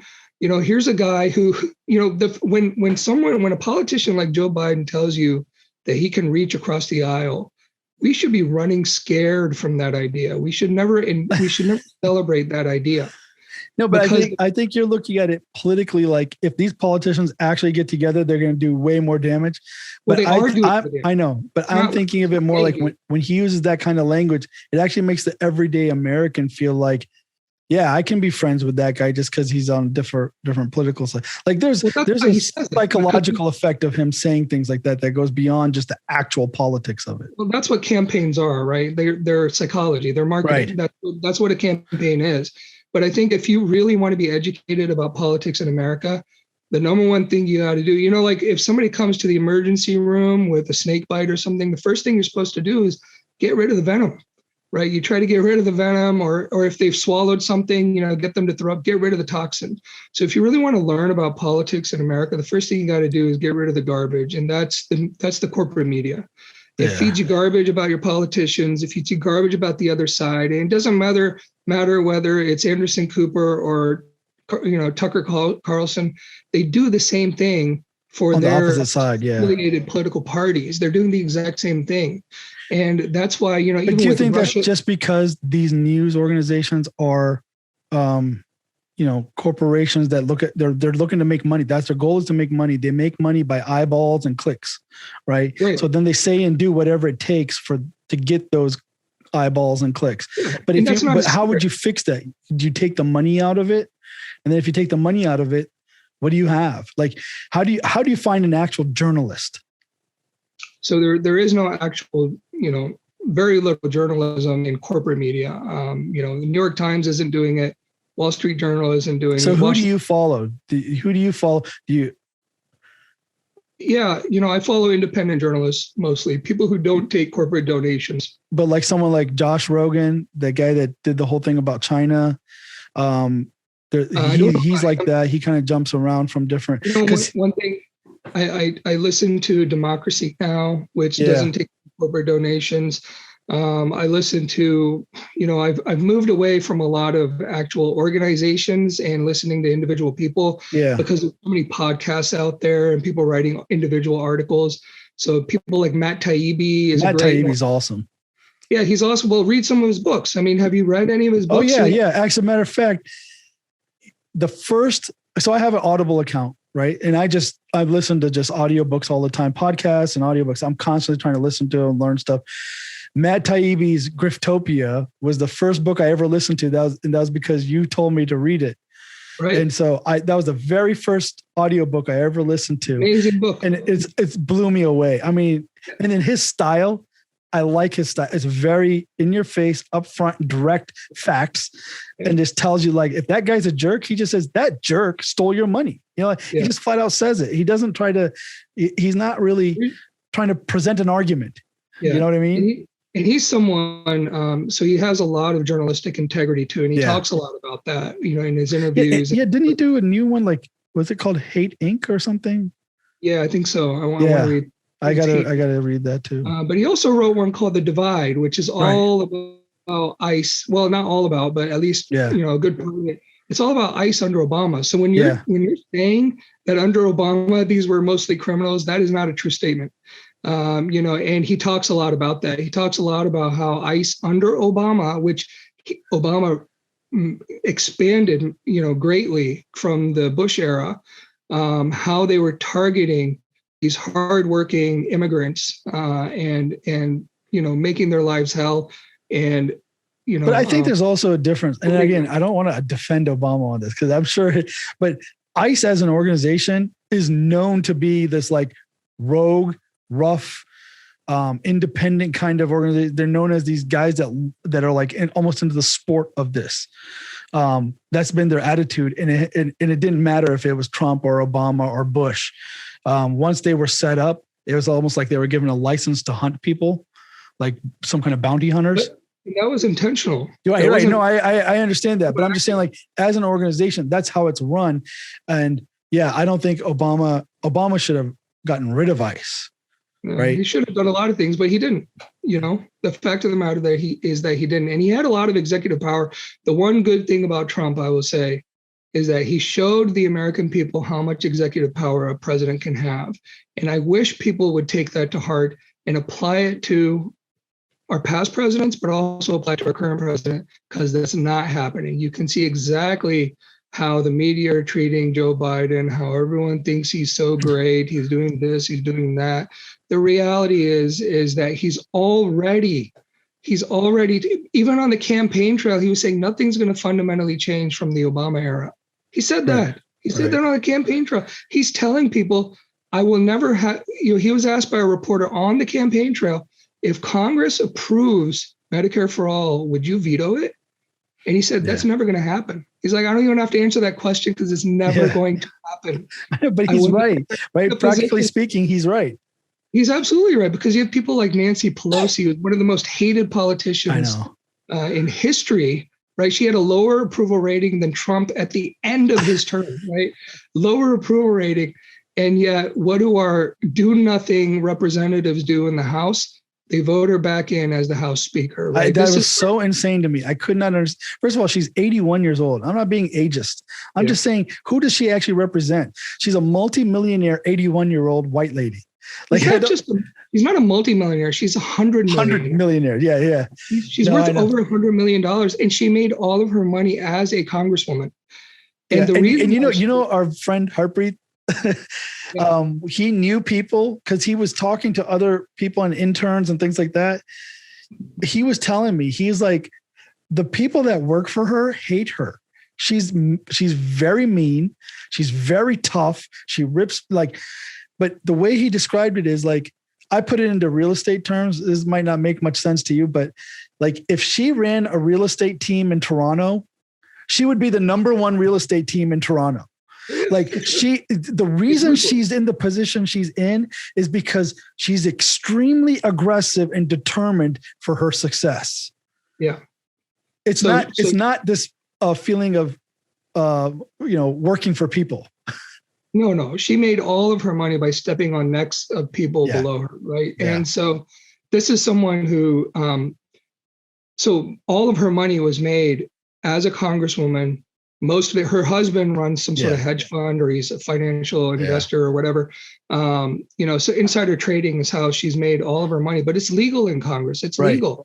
Right. And, and you can see it. There's so many examples, even right after Biden was elected in December, knowing full well about what his environmental plan was coming up and how heavily he was going to invest into the electrical vehicle market.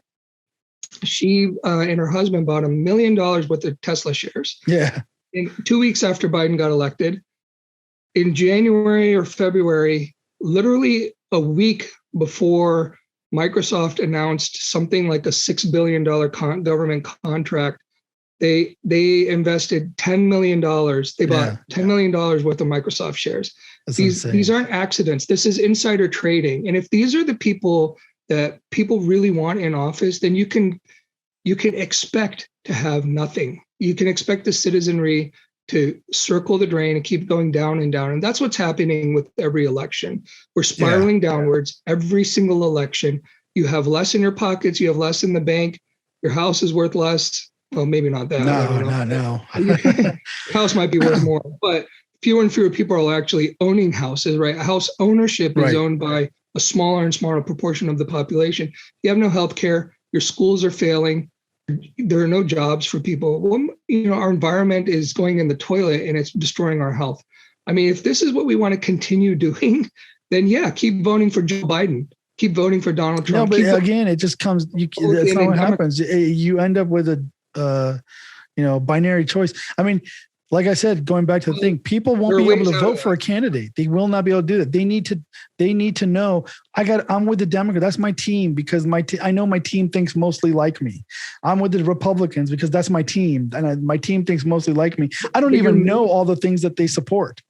But you have to realize you're made to think that way. Again, this is the marketing of what campaigns do. This is why. How would you do 300 million people voting based on actual values and talking actual points? Like, this is my platform. How could you do that? Number one is you remove the toxin. You stop clicking on CNN and MSNBC and Fox News.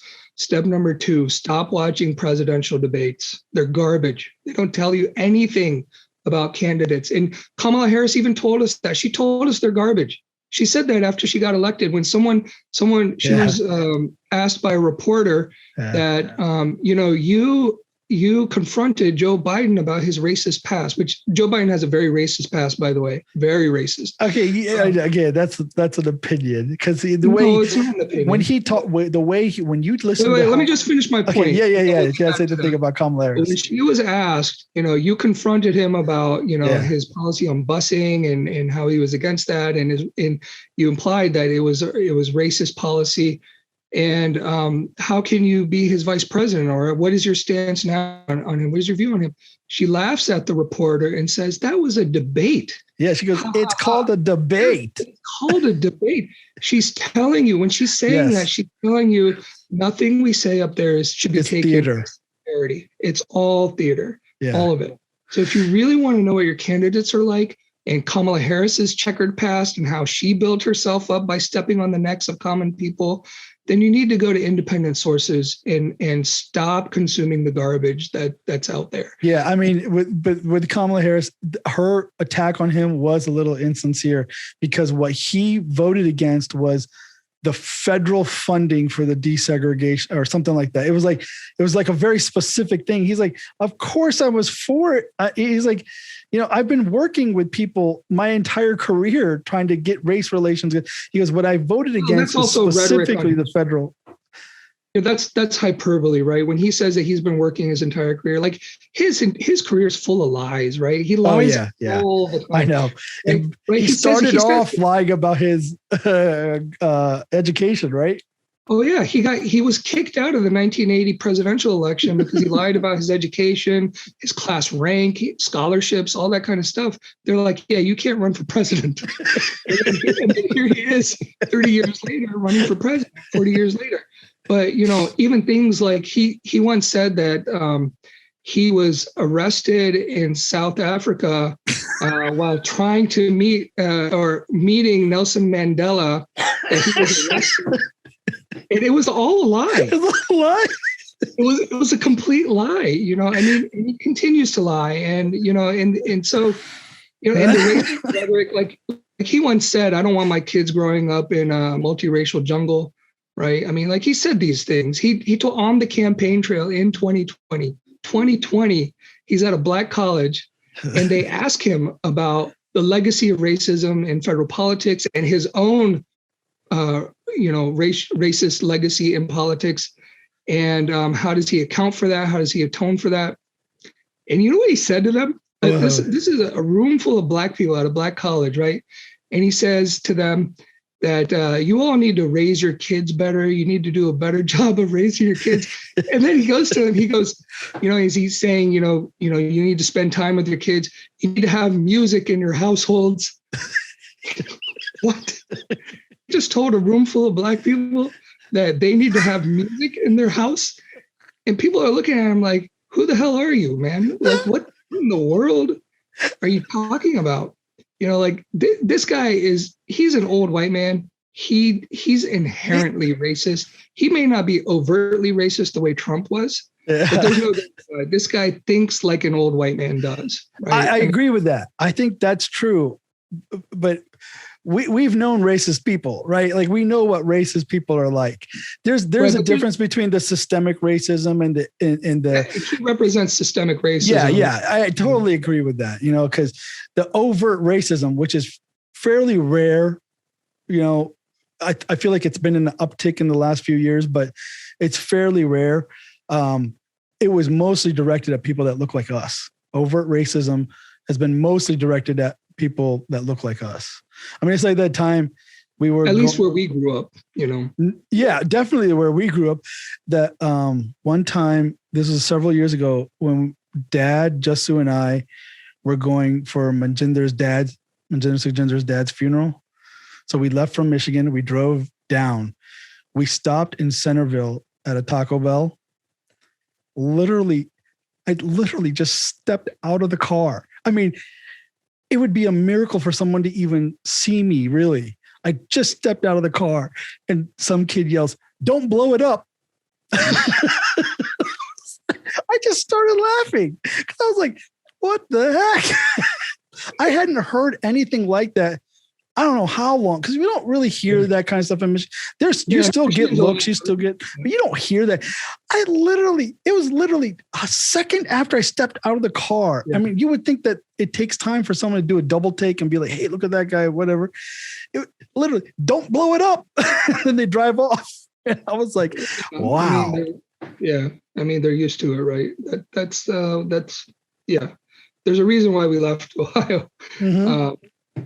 But, you know, but I don't know, you know, I think Americans, you know, it's a reckoning of sorts. You know, people have to really look into their hearts and say, are we really going to continue down this political path that's destroying our country, destroying our society, destroying our health?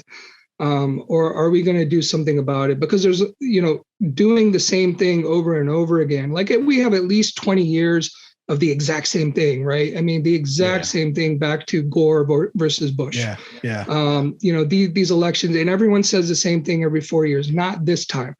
Right. I can't do it this time. I got to vote Republican. I got to vote Democrat. Mostly we hear I got to vote Democrat this time. Yeah. Well, you know what's going to happen next time is if it's not Donald Trump, it's going to be someone who's a lot smarter than Donald Trump, who actually does represent true fascist ideology. Yeah, someone like DeSantis in Florida. Right. I mean, Trump was an authoritarian, but he wasn't a fascist. He has no ideology, right? He's he doesn't know. He's an idiot. You're going to get the road we're going down is that you're going to get someone with true fascist ideology. We can see it. I mean, Noam Chomsky said it 40 years ago, 30 years ago. He's like, if we keep doing this, there's only one outcome here. And so the fact of the matter is we have to do something different, and voting Republican Democrat isn't doing it. It's not doing it. It's destroying the country. Joe Biden, I made 3 predictions once Joe Biden got elected. I made 3 predictions. Number 1, he was going to backtrack on every promise he made on the campaign trail. Okay, with the exception of vaccinations, he's done that. He's done that with debt relief, school debt relief. He's done that with tax reform. He's done that with having a an option for medical care, government option for medical public care. Option. Yeah, the public option. You know, he's backtracked on immigration stuff. He said, "I'm not going to build another foot of wall." That was a lie. By the way, they're actually taking people to court to confiscate their property so that they can build gaps in the wall. No. But I think those are still legacy cases, right? I mean, you're right. Like if he's going to stop it, he has to stop it. But those legacy cases, they're not legacy cases. Some of them are new. Some of them are since he took office. It was a priority that they had that they were going to. There's like 6 new cases or something like that. Oh wow! They were going to build. Not only that, they've been repairing the wall. So they're still spending your Pentagon. I know, but okay, that repairing of the wall, that was actually something that Donald Trump was mislabeling as him building the wall too. That was stuff under Obama that was still under construction. It was never part of a new wall that was being built. But of course, under Trump, it's a bad thing. But under Obama and Biden, it's never even talked about. Yeah, but I think they're different scenarios, right? Like you're talking about the wall that's at part of the border that they're trying to secure, as opposed to building a whole just border wall so that nobody gets through. If you look at the rhetoric, right? If you look at the rhetoric of the Democrats and the Biden campaign, the way they were talking on the campaign trail to get elected, they haven't done any of that. They're still kids in cages. They still got an immigration problem that now Kamala Harris has been put in charge of that. And she wants nothing to do with it. She's like trying to backtrack out of this. Yeah. Trying to say, I don't know if I'm really involved in that or not. But do you think it's too early? I mean, we're 6 months in. Do you think it's too early? Like, do you have to wait? It wasn't too early to bomb Syria. So Joe Biden did that within 2-3 weeks of taking office, right? We don't have money for healthcare and education and debt relief, but we have billions of dollars to bomb Syria, right? So, and not to mention, a lot of that military funding that we do have goes to healthcare and education and building infrastructure in other countries that we've destroyed. So we destroyed them. Instead of going to the people here, we're like, hey, we destroyed all this stuff for these people. We got to go give it to them, and they got to get healthcare, and they need hospitals. And so our tax dollars go to doing that, and we don't get it ourselves. Well, they not only are they going to doing that, they're going to American corporations who are doing that. Yeah. Those are American companies who go in and build. They're private contractors, right? They're not getting like some local carpenter from Iraq, some village in Iraq. Right. These are American companies that do that. And, same thing in Israel and things like that. There's a documentary several years ago about Bush in Iraq and the reconstruction efforts, right? And there was these teams, like these colonels and their teams, their assistants, administrators that were sent to Iraq to oversee all of this construction. And in this documentary, they're just flat out, I wish I could remember the name of it. It was maybe, I saw it 10 years ago on Netflix or something. But I think I might have seen that. Yeah, he flat out says, nothing ever happened. We never got any money. We sat in our offices doing nothing for like a year. The contractor got the money, but not a school wasn't built, a road wasn't built, a hospital wasn't built, but the contractors got the money. Well, and and we were there to oversee it, and there was nothing. There was nothing happening. Well, that even before we declared war in Iraq, Bush and Cheney declared war in Iraq, Halliburton had the contract to rebuild Iraq. We already know that, right? That's been public knowledge for a long time. But I want to get back to my 3 predictions about Biden. Your 3 predictions. So one was he's going to backtrack on his campaign promises, and he's made good on that. He's already backtracked on almost everything. Everything. Vaccine rollout maybe is an exception. I want to talk about that as well. The other thing was that he will not, for all the Democratic rhetoric about Trump breaking laws, right? And that was rhetoric that the Democratic Party put out there, that he had committed treasonous acts, that he was a Russian puppet, or that he had colluded with Russia, all these things, that he had committed treasonous acts and he had committed other crimes while president of the United States. So I predicted that no criminal charges will ever be brought against Donald Trump, because you can't against a former president. You just can't. It sets too big of a precedent to do that. And then the third was that might still happen though now, but not for stuff he did as president. Right? This whole case things that people do as a president, because if you do that, then you have to convict most of Congress. Yeah. For war crimes and you have to convict all living presidents too. Yeah, every living president has to be convicted. So that'll never happen. Right. And then the third prediction was that at the end of Biden's years, this country will be way worse off than it was at the beginning of his 4 years. I hope that one's not true. I hope it's not true too. I mean, I've said that with every president that came in. I said that with Obama's second term. I was excited to vote for Obama the first time around. Second time around, no way. I wasn't going out there and voting for him. But I think the Obama vote was very important, just so that we could get over this hump of I agree. The minority as a president. That's it. I agree. I agree. And, we've gotten over that, and we saw that it's no different than having an old white guy in office, in my opinion. Yeah, maybe. But I do want to kind of get back to the COVID stuff too. If you look at, if you look at American deaths during COVID, 2/3 happened under the year, almost 10 months, 9 months under Trump. And 1/3 of it has happened under Biden. Okay? Yeah. And when we look at literally like 400,000 people under Trump, Yeah. 200,000, we're on the brink apex of 600,000 people dying in the United States from COVID. 200,000 of those people have died under Joe Biden. Right. Okay. Yes, he's done a great job rolling out the vaccine. He can, certainly get some of the credit for that. But let's face it, the vaccine rollout was happening before he ever came in office. And he accelerated it. He did things to accelerate it. Well, I think he accelerated to get it to the average person. The rollout before him was mostly to medical professionals but it was also new at that time, right? And I can say, like coming from Canada, where our rollout is much, much slower. I can say America has done a great job in general of the vaccine rollout, and they did a great job under Trump too. I will say that because, like I said before, healthcare professionals got vaccinated in America way before they did in Canada. Yeah. And, you got the industry and all that kind of stuff. So, but yet 200,000 people have died under Biden. We have the same death rate under Biden, as we did under Trump. Yeah. And I think they're going to say that's because we ended up with this new variant that did a lot of damage, because that happened in India too, right? Like in India, people weren't dying so much last year. All of a sudden, this new variant comes up, and you have uncontrollable number of deaths and chaos.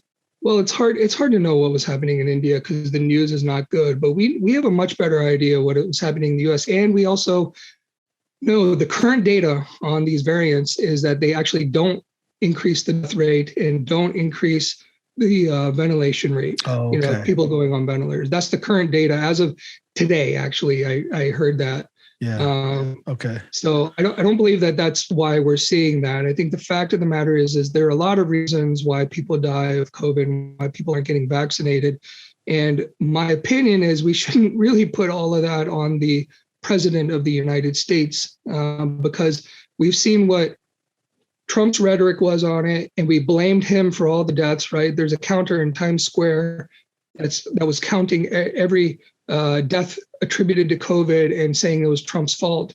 Yeah. But where's Biden's counter, right? I don't see that. I hear you on that. Definitely hear you on that. But there was clear difference. One thing Biden did is he actually came out with a rollout plan. He mobilized FEMA. He got vaccines to like CVS's and Walgreens and things like that. Like this was all part of his plan. And they're saying when we came in, there was zero plan. It was just kind of haphazardly happening.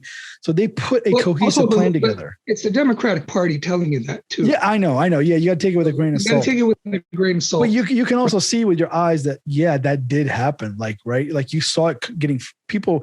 Everybody I knew. They couldn't believe that they were like, yes, sign me up. And they were lying. People were lying and playing tricks trying to get it because they just wanted it so bad.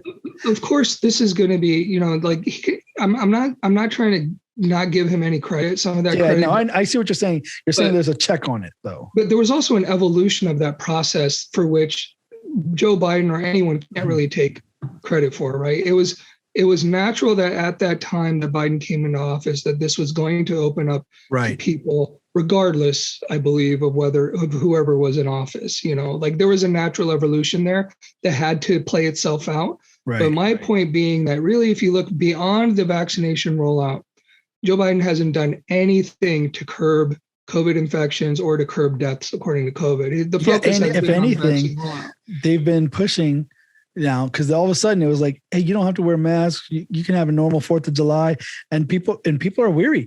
A lot of my Republican friends are like, what happened? What happened? Like it was bad under Trump and now it's good under Biden. They're like, they're not even sure. They're like saying either this is politics that it wasn't that bad under Trump and they just scared everybody, or it's can't trust the Democrats because it's still bad. Like they don't know how to take it. Yeah. And I mean, I'll be honest, I don't know how to take it either. But I think what you're getting at is there's mixed messages. Yes. People are getting caught lying about it. Like Fauci. I mean, how many times has the guy lied to the public, right? First he said First, he said, back in March, April, he said there's no evidence that masks will be helpful in this, which was a lie. He admitted to lying to that. I know. Okay. First of all, he didn't admit to lying about it. There's a nuance here, right? What he was saying was that I know what he was saying. N95 masks are necessary for the first line responders, the nurses, and the doctors. That's not what he said. No, I know, but I'm saying that was the context in what he said. What he didn't want, because he clarified this later. He goes, what I didn't want was mass panic buying of N95 masks like people did with toilet paper, because there's no evidence that people needed this. The people that were working with COVID there was evidence that people needed to wear masks. And by the way, the interview that he did on 60 Minutes, he did not specify N95. He was asked very specifically, should people be wearing masks in public? And he said, no, there's no evidence at this point that masks will be helpful. And he said, in fact, if you put on a mask, you could be endangering yourself, because people fiddle with their masks. So this was a complete lie, by the way. So he's lying when he's clarifying. First of all, we had experience with SARS. We knew at that time this was a SARS virus. We've had major experience with SARS. We knew at that time that masks were going to be helpful. We also knew at that time that there's a way to put on your masks that people can be told that they wouldn't be putting themselves at risk. So, and then he later says, well, I said that because I didn't want a run on masks. Well, then just say that, just tell people that, be honest with them. You don't have to lie about it, right? He lied about it. And then I think he also didn't anticipate being thrust into the limelight, being the figurehead of it all. I think there was a lot of that happening. He's used to being the behind the scenes guy. He's on 60 Minutes, right? You think? No, I'm saying by then he was already on TV, right? He was already, and we were all like, thank God Trump can stop talking and let's listen to what Fauci's saying. So, in the last couple of weeks, there's been some release of his emails, right? And so, as early as February 2020, there were conversations going on with infectious disease doctors, not only in this country, but others, talking about how this thing could be airborne. They think it's airborne. Yeah. People are getting sick from that. Fauci was well aware of that. So not only do we have the experience with SARS in the past and MERS. And this is actually his expertise.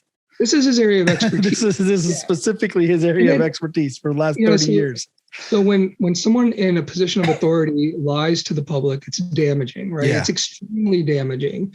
And so to put, we only want to blame Trump for everything, but people who are skeptical of the virus, skeptical of masks, they're not skeptical because of Trump. They're skeptical because of the hypocrisies that Trump is pointing out in a lot of other areas too. I mean, maybe it's a combination of the two, but so when people look at Fauci and he lied to them, then they're like, well, what else have we been lied about? Here's a perfect example. It turned out that Fauci lied about herd immunity as well.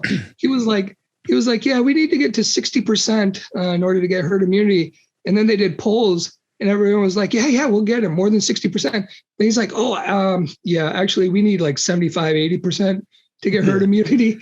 And then he's called out on it by reporters. And he's like, well, once I saw that people were willing to get to 60%, then I upped the number. Yeah. That's not science. Yeah. There's nothing scientific about that. Why should we ever trust Dr. Fauci again, right? No, I know. He's lost credibility. But the thing is, like, go ahead. No, go ahead. Well, I was going to say, like, people are going to hear what I'm saying and they're going to say, oh, he's a conspiracy theorist. No. There's no conspiracy theory. He loves Trump. And I don't think people should. I hope people don't think that, because here's one thing that Trump was right about. And it's become a thing now that for a year people slammed him about, is that this may have leaked from a lab. Yep. Now he may have, and he was most likely told this because Trump's an idiot, right? He doesn't know what to keep a secret and what not to keep a secret, right? So he was probably told that in December or January that we think this leaked from a lab and blah, blah, blah. So then when he says, yeah, it's possible, and then they all slam, no, it came from bats and went to a pangolin, and somebody ate a pangolin soup and got. Wuhan is a level 4 gain of function research lab that works on SARS coronaviruses from bats. That's what they do. that has received funding from the NIH, not for that research. Yeah. But it's an international place, so they get funding from a lot of, and they have a lot of different scientists there. Absolutely. But my point in saying that is that Fauci also tried to misdirect that a little bit as well. I know. And then recently he said, yeah, it could be. And then now I think I just read it today that he's saying, well, no, it most likely wasn't. But I can't rule out the possibility, something right, like but that. A year ago, he was saying, we know it did not. Yes, I know. And the media and the Democrats slammed that as conspiracy theory because Trump said it. Trump said it, so it was stupid. It was conspiracy anyone theory. Who echoed that sentiment or thought he was even viable was labeled a conspiracy theorist. And not only that, you're canceled on social media. People couldn't even say those kinds of things on YouTube. They couldn't say them, on like Twitter. They'd get their accounts shut down if they said anything about the virus coming from a Wuhan lab. This is extremely dangerous, by the way. This whole thing about censorship and cancel culture. Absolutely. It's extremely dangerous, and it's being pushed by the left. This isn't being pushed by the Republicans. This is being pushed by the liberals, the neoliberals, the Democratic Party to create censorship. No, but it's not just neoliberals. Everybody on the left is pushing this cancel culture thing. Well, the left is neoliberal. I use that term synonymously. Yeah, okay, but there's like the super progressive liberals. Well, I don't think of progressives in terms of right or left, because I think you have right, left, and then you have like progressives up here somewhere. Oh, I see what you're saying. Okay. Yeah, like they're not on that spectrum, right? Because I mean, like progressives are something different. Progressive policy is something entirely different. Progressive policy is policy for the people, right? That's going to benefit the citizenry, benefit the people, not benefit corporations, not for imperialism and warmongering. And that's what the right and left do and argue about all the time. So I think that I don't use the term left to mean progressive, but yeah, and progressives are the ones who are getting canceled more than anybody out there, by the way. Progressive voices like Glenn Greenwald, Glenn Greenwald is awesome. He's amazing, right? Yeah. I mean, for people who don't know, he's a constitutional lawyer who became a journalist. And he was working for The Guardian when he broke the Snowden case. He's the one who released the Snowden revelations initially with The Guardian. And then he started his own news company called The Intercept with a few other people. And he got canceled from the thing he started. Independent media that, was pretty good for a couple of years, had a good run, and then basically started pushing Democratic Party establishment agendas. And he wrote an article, a very nice article, very revealing article about Hunter Biden. Yeah. And his own newspaper that he started wouldn't publish it. And so he quit. Yeah. But he's amazing. And so he's been someone who he's a strong progressive voice, but he's labeled as a Russian sympathizer, a Putin sympathizer. He's, all these Assad, sympathizer, all these things. Right. Because he often, because there's these people that points out the hypocrisy. He points out the hypocrisy of the Democratic Party quite a bit. Yeah, right? Well, I would say but it's not focused on the Democratic Party, right? Like he's trying to tell the truth. He's trying to gather these facts and then tell the truth about something. And then what he's finding is that when it hurts the Democrats, they just come after him relentlessly. Yeah, and so the only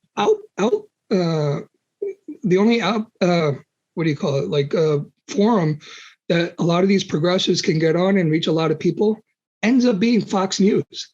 Yeah. And so, which is crazy to me. They end up like on Tucker Carlson and they end up on Fox News as talking heads. You actually get this heavily right-wing media that a lot of the time is more progressive in who they bring on than the establishment left-wing media. Noam Chomsky, doesn't he have a quote, something about like if you say a truth, no, I forget what the quote was, but I couldn't believe my eyes. I am seeing Trump supporters quoting Noam Chomsky because they feel like they're being the victim of, because what is his thing? Marketing consent, or what was it? Manufacturing. Yeah. Manufacturing consent. Maybe it was from there, but I couldn't believe my eyes. I'm like, do you guys not understand how far he is from your politics. Yeah. But essentially, the fundamental things that he's talking about, the right is all like the Trump support and stuff, they are being silenced that way. And they're not going to take it. And Noam Chomsky, right? He was very outspoken for many, many decades about the idea of censorship and freedom of speech. Yeah. And he said, along with many, many others, he was like, if you're against the idea of your opponent expressing their ideas, then you're not for free speech. Right. Free speech is a two-way road, right? Right. And if you want to express your ideas, you have to let the other people express theirs. And so if you're against that, letting other people express their ideas that you don't agree with, then you're against free speech. But of course, that's not what's happening on the left today. Today, it's cancel culture. I want to read his quote. Okay, this is that quote. This is what you're saying. This is being shared by Trump supporters because they're feeling the pain of this right now. The smart way to keep people passive and obedient is to strictly limit the spectrum of acceptable opinion, but allow very lively debate within that spectrum. Even encourage the more critical and dissident views. That gives people the sense that there's free thinking going on, while all the time the presuppositions of the system are being reinforced by the limits put on the range of the debate. So and it's true, right? Right-wing speak is being controlled and limited, and then the debate stays kind of like how you were saying. This debate stays within this spectrum of what war should we start, that kind of thing. And I think when I'm starting to see people on the rights, like on the right side of things, and again, by the way, some of these Trump supporters, I know them. They voted Obama, they voted Hillary, and then they switched during Trump's presidency because they felt like everything they were seeing was so fake and so manufactured against them. And the questions people should be asking of the Democratic Party is, why aren't you trying to reclaim all those people who voted for Obama and then voted for Trump? They make no effort to try to reclaim those people. Instead, what they do is they shame people who vote third party. And that's been their agenda. If you look, because the thing is, like, it's easy to vote third party for principle. I know. No, it's not principle. See, that's what the left-wing media has told you, that this is a throwaway vote. People do it out of principle. A democracy is actually when people vote for what they want to see in a society, right? That's what a democracy actually is. I agree with you, but the thing is, the way that two-party system is set up, it just is not going to work with a third-party vote. You have to have a first, you've seen that with rank system voting, like those kinds of things. So in that case, I would agree with you that, hey, give me other options, and now we have a potential to actually shift everything. But how are you going to do that? They're not going to allow that. The two-party system isn't working. It's working for corporations. No, I agree. But how do you not have it now? It's not working for the American people. So we have to get out of this mindset of fear voting, this protest voting that people do. People have confused the terminology because CNN and MSNBC throw it out there that way. Protest voting is actually when you vote against a candidate. That's what protest like voting. Vote for Trump because you think the Democrats, your party, is put up such a bad candidate. That would be a protest vote. Yeah, voting for Biden because you don't want Trump to win. That's a protest. That's a protest vote. Vote. The media has confused that terminology, just like they confuse conspiracy theory nowadays and things like that. And they've said that third-party voting is protest voting. That's not what third-party voters do. They're not protesting the system. They're actually voting for what they want to see in a society. Fear voting, protest voting, those are all the same. That's what a majority, that's what. And I definitely fall in that. Like, I did not want Trump again, so I voted for the guy that I thought would beat him, and I wanted to. Well, that's fine, but then you also have to realize what it's doing to our country to have I agree. I agree with that. Establishment politicians, especially someone like Joe Biden. This is someone who. A compulsive liar, an old white man, a rapist. He's alleged rapist, sexually harassed women. When you describe him and the things he's done, Did you hear that whole thing he told about being in the pool? He goes, I'm just sitting in the pool, and then the boys they rub their hands up and down my legs. The hair, and you're like, what are you saying? Well, he's a creepy old guy, and the media spent a lot of time focusing on Trump's health when he was on the campaign trail, when he got into office. He eats this, he doesn't exercise, blah, blah, blah. And not a peep out of them as to Joe Biden's health, which he's very clearly demented. His cognitive abilities are, I am almost positive every time they push him out there, they inject him with like steroids and vitamin B12 and all these things. And they go, okay, now go. And hopefully I'm not saying this with any kind of hyperbole or joking or anything. He clearly has dementia from a clinical point of view. Like, that's very clear.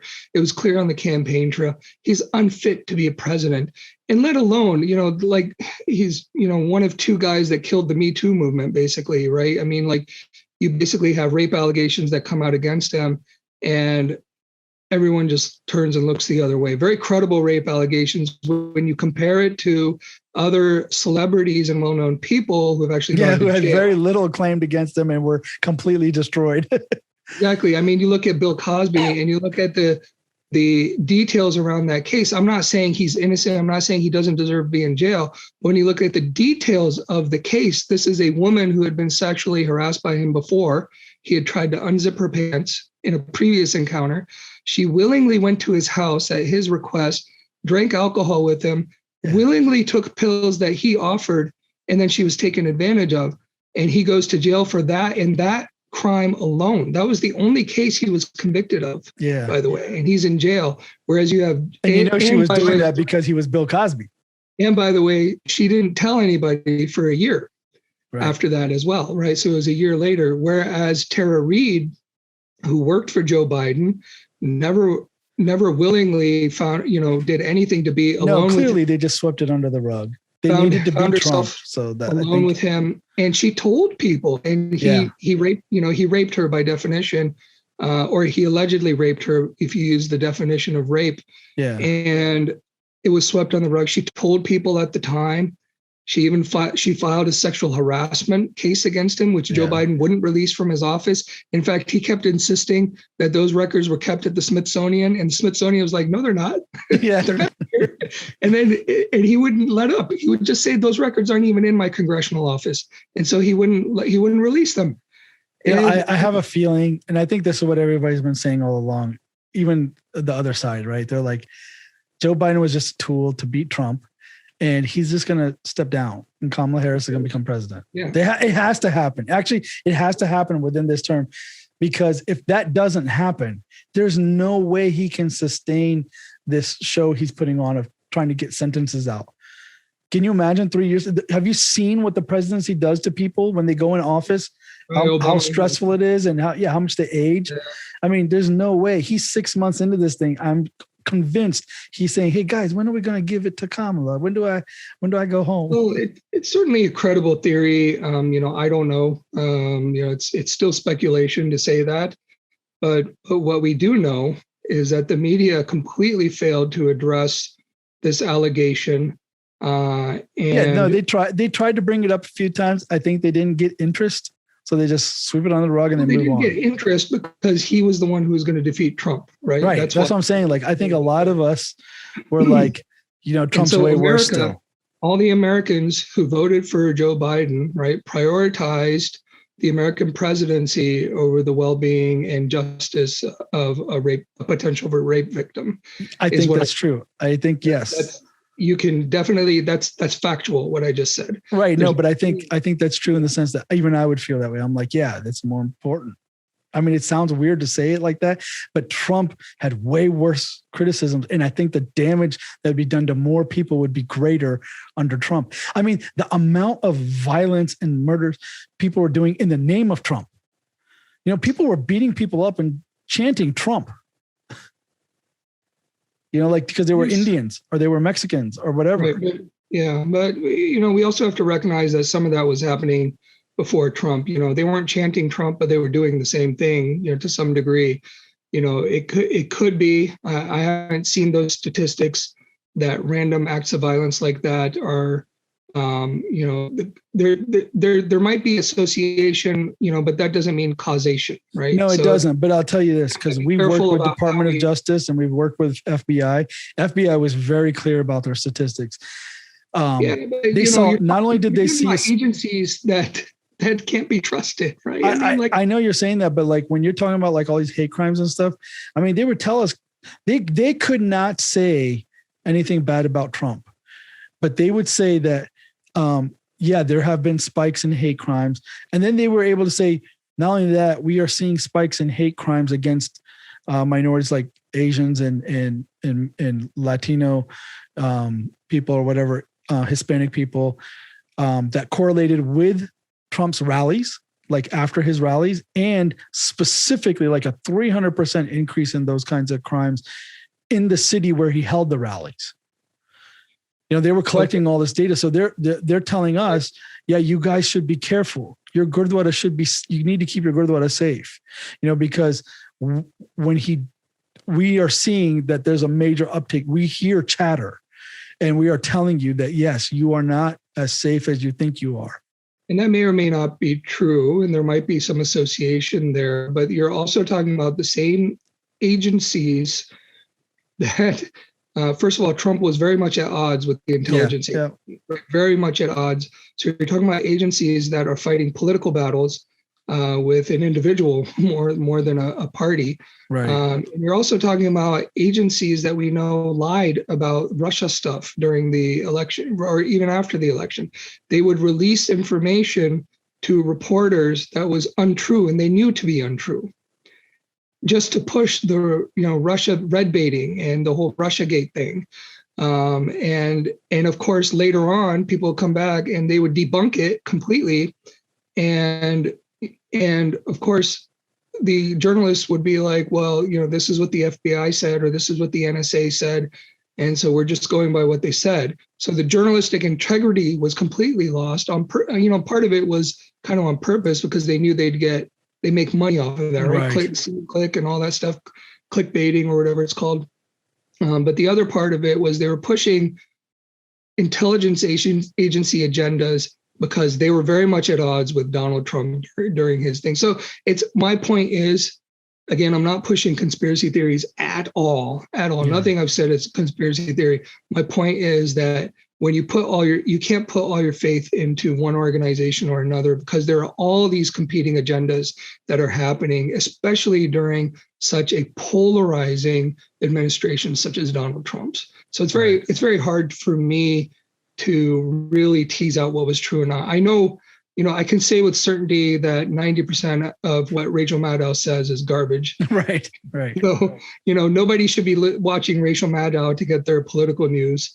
I can say you watch Rachel Maddow because you hate Trump and you love cheering her on to attack him. Right. Yeah. Right. And the same thing with Tucker Carlson. You watch Tucker Carlson because you hate Biden and the Democrats and you want to root him on. Hate Hillary Clinton, hate Biden. Yeah. And these guys, I mean, I don't know how much of it happens on the Democrat side. Like, I don't know what happens with a liberal like Bill Maher or something. Although I think Bill Maher is probably more and more on, like he's saying it how he sees it. I don't think he's trying to be news, but you got Tucker Carlson, you got Sean Hannity, you had Rush Limbaugh, you have all these people when they go to court, when they have cases that say, hey, this is not true, you lied, this, their defense is, we are not news, we are entertainment. We are the WWE of news. Mm-hmm. So you can't take what I'm saying seriously. Well, that's their argument in court. Yeah. And it's true. It's actually 100% true. At least they're being honest about it. Whereas I think the, more left-wing corporate media. Yeah, they're presenting themselves tries to put on the facade of journalism, right? And they're not. They're just not just journalism. They have there's a holier than thou moral, ethical presentation to what they're saying. Even if you watch CNN and MSNBC, those two actually don't do any investigative journalism anyway. They report on what other people are doing, usually New York Times or Washington Post. Well, both of those newspapers, the Post and the Times, are owned by billionaires or one of which is owned by the richest man in the world, or one of the two, right? Yeah. Washington Post is owned by Jeff Bezos. Yeah. Right. Who has by the way, like a $600 million contract with the CIA for facial recognition software. Right. Is this the guy you're going to trust to bring you your news, and you're going to trust him to be impartial and unbiased in how he presents politics to you? No. So you got to seek out, you really have to seek out independent news. Like I said, Matt Taibbi, Glenn Greenwald are great. Another guy, Aaron Matei, who is in Syria now, reporting on Syria, which you'll never see CNN actually doing. They don't have people in Syria reporting on it. And he's reporting way different things than what the corporate media will tell you. Right. And this is a guy who has, sat in front of the UN and testified as to his findings, but he's not known by anybody. He works for the Gray Zone. Do you even know what that is? Probably not. I don't know the Gray Zone. I've never heard of him. I've never even heard of him. I know that Eva Bartlett, she's another independent journalist where she was in Syria, in the early, 2010, I think 2012, around those times. This is someone who spent 6 months living in Aleppo. She speaks colloquial Arabic, and she's in Syria. Basically, the stuff she's reporting goes completely against what CNN and MSNBC are saying, the corporate media is saying. And she's like, I go down there and I ask the people in Aleppo, what do you think about the white helmets? And they're like, who are the white helmets? They've never heard of them. Yeah. So, and this is after the white helmets have a documentary released on Netflix. I mean, nobody had even heard of these people, and they had a documentary on Netflix. Right. So, and then we find out later that they're, backed by, British and American financing. And the guy who started the white helmets, he just recently died, actually, but he was a British ex-military or that's what I heard. British special forces or something. So the stuff that is reported, even the chemical attacks in Duma, that's been debunked, but you never hear any of the corporate media come on and say, hey, we were wrong about that. Right. Assad did not drop chlorine bombs on his people in Duma. And, so that's something. In fact, at the time, I mean, it's ridiculous. When you watch CNN, they had a reporter in Syria at the time, right after it happened. Yeah. And, she's saying, Assad dropped these chemical bombs on Duma and this and that and blah, blah, blah. And, he hurt people, hurt children and blah, blah, blah. And then she's driving away, and she has a guide or something. And the guide hands her a bag and she's smelling the bag. She goes, yeah, that smells like chemicals. This was a bag they retrieved from the site. And that's their evidence that Assad dropped chemical weapons on Duma, whereas doctors, independent journalists are going into Duma and they're saying, we interviewed doctors. We went in the hospitals. We didn't see a single patient with any of the kind of evidence of a chemical attack. Doctors are saying they didn't see anybody like that. Nobody here is saying that happened. I don't know what happened, but I do know that the story that's pushed by the corporate media never made any sense to me. Yeah. The story that's pushed by independent journalists who are actually testifying in front of the UN is actually telling a different story. All right. Like I don't see Anderson Cooper sitting in front of the UN testifying to what's going on. Anderson Cooper also, I mean, he has a show. He's not Rachel Maddow. Okay. That's my point. Yeah. He's not Rachel Maddow, but he's in that spectrum. He's playing the foil to Tucker Carlson or Sean Hannity. Chris Cuomo is doing the same thing. They went from trying to be news reporters and journalists to having TV shows. And now they're on a TV show with their name on it. In fact, the guy that Anderson Cooper used to rely on in Syria, he goes by the name Syrian Danny, okay, this reporter. Yeah. I remember this. He got caught faking his stories. Faking everything, yeah. He was caught on camera. He didn't know the camera was rolling. And, he's telling them, I'm going to tell you to cue the sound effects at this time and blah, blah, blah. Yeah. He got caught. And then once he was caught, Anderson Cooper brought him on. It's hilarious to watch. Anderson Cooper brought him on. And he's like, well, we can only rely on you're our eyes and ears down there. We don't know what's going on here. So how do you account for, this reporting that you did? And the guy goes, well, I blame CNN. He's like, how come you're not more careful with your footage? Yeah. He's like, you guys had the footage. How come you're not more careful with it? How did it get leaked? Yeah. And they just distance themselves. Yeah. Right. I mean, you never saw Syrian Danny on CNN ever again. Of course not. You don't even know if he's alive anymore. But my point being, I know a lot of people, a lot of your viewers and your fans are going to be upset about some of the stuff I'm saying. But what I'm saying is, no, I don't think so. I don't think it. I think here's the thing. Look, we're having discussions. We're trying to figure out, what to believe and what not to believe. Ultimately, Sikhi is about getting to the truth, having justice for people, right? Like that's ultimately what Sikhi is about. And if you don't understand that just even think of like what Gurbani tells us about Maya. Maya is distracting you, right? Recognizing those distractions is important. I don't like to watch Fox News. I don't like to watch MSNBC. I do turn on CNN in the mornings and just kind of see what they're talking about. But I also take it with a grain of salt because I don't know what else to really watch. But when I look for news, I listen to podcasts. I find people like Glenn Greenwald. This Josh Rogan guy, I think he works for the Washington Post. I don't know if he actually works for them or he's like an independent guy but his stuff about China, oh my God, you should really look him up and see what he's talking about. He's like all of this stuff that goes on with Trump or even Biden, he's like, you don't understand.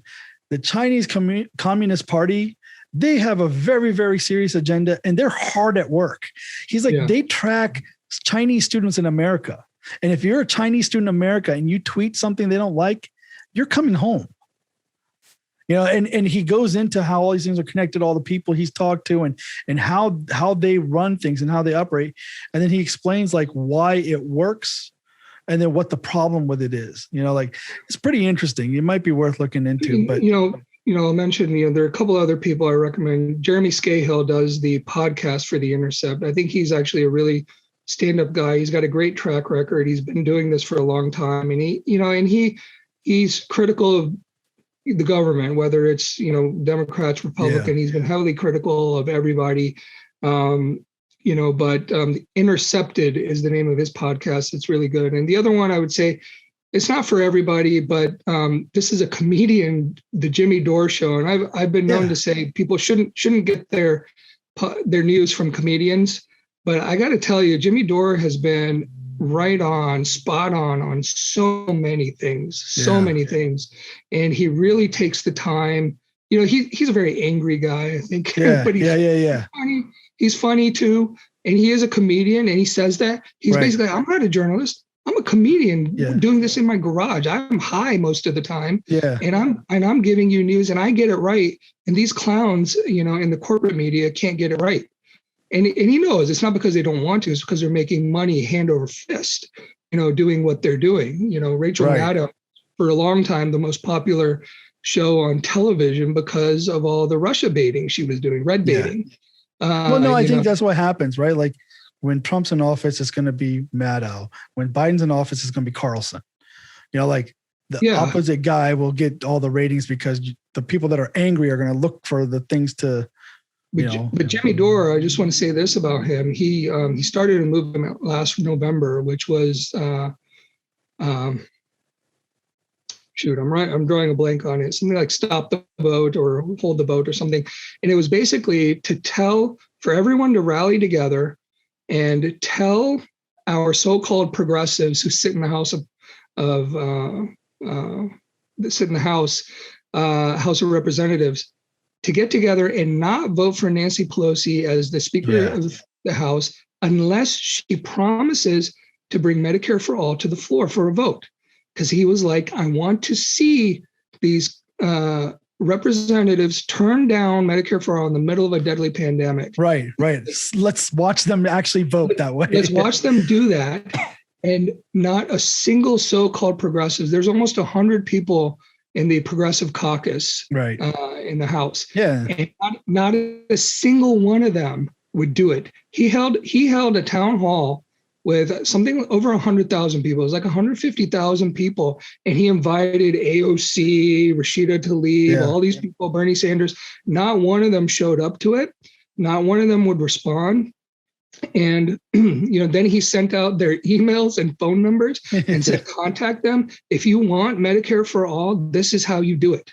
And he was absolutely right. This is how you do it. Yeah, you got to force their arm to do it because they're not. What happens is that's the whole thing. Nancy Pelosi knows how to run her ship. She knows who her problem people are. She's reaching out to them behind the scenes, cutting some kind of deal with them or convincing them somehow, and then gets everybody in line so that nothing changes. Yeah, I mean, you can see it. I mean, AOC, all these people. I mean, believe me, I was more excited about them than anybody. I was all in on AOC, and she's a do-nothing. She does nothing. She's on Twitter all day long, and either that or vote or posing for magazine covers. Magazine covers are playing video games. They don't do anything. In fact, AOC is taking the money that people are voting for her. They're donating to her to fight for progressive issues, and she's giving it to establishment Democrats. She actually went around giving $5,000 to all the Democrats in the House to try to build some camaraderie or something like that. Yeah, and but not only that, though, I think even worse is not only is she supposed to be voting and pushing these progressive agendas, she's also set herself up as a fun and easy target for the conservatives, for Republicans, which makes things worse. You're doing nothing and you're drawing fire. Yeah, absolutely. I mean, she's a joke. She's a joke now. I think most people are starting to realize that. Same with, I think maybe, I don't know, Ilhan Omar and Tlaib and the squad and all these people, they're not fighting for progressive agendas. No, they like saying controversial things, and then sometimes they have to backtrack, but sometimes they raise money off of it. And I will say that neither is Bernie Sanders. And believe me, 2016, I was all in on Bernie Sanders, right? I thought this, I agree with all the stuff he's saying. I love the policy that he wants to put forward, but he doesn't fight for it. I mean, both of his campaigns were a joke. I mean, they were absolutely a joke. He spent, 2016, you could say maybe he was naive and he didn't know what was going on, even though actually we had Podesta's emails which clearly outlined they were using him as a puppet. Yeah. And they were going to, in the end, call him a socialist and a communist and all that. And then he'll be forced to bring all his supporters and support Hillary Clinton. Which is what happened this time. It happened twice. And but the thing is, the system is so big against him, though. It's hard to say Bernie could even fight that. Well, I'll say this. He's all the media coverage that he got in 2020, which was even less than he got in 2016. Right in 2016, he got less coverage than Trump's empty podium. In 2020, he got even less than that, and that's a fact. That's not hyperbole, right? Wow. That's a fact. He even got less than that. But when they did show clips of him on the media, it was when reporters were asking him, can Biden beat Trump? And he would say, yes, Biden can beat Trump. He's a good friend of mine. He's a good guy. And this and that. He did more to boost help Biden's campaign than he did his own campaign. He wouldn't even fight for himself. He wouldn't even call out all of the tremendous amount of voter suppression that happened by Democrats to progressives, right? We see you're talking about in the primaries. In the primaries, but even before that, the Democrats work harder to suppress progressive votes than anybody. And that's not the Republicans. They don't even care about the progressives. But the Democrats have worked since the last election. They've been working for 4 years to make sure both legally and illegally that Green Party doesn't get on the ballot. Green Party was supposed to be on the ballot in over 40 states this time because of the turnout last time. Their turnout last time was 10 times higher than it had been in the last two elections. And so they were gaining momentum, and they were supposed to be on the ballot in 42 states, something like that. The Democrats spent 4 years fighting them in the different states to get them off the ballot. And some of them they did illegally. They didn't have the grounds to do it, but they just took them off. And so the Green Party spent a lot of their resources in court, just fighting, for something that they were rightly supposed to have. We saw I think the Green Party, though, they need a better candidate. I think that's it. Yeah, for sure. When I say better candidate, I don't mean more qualified.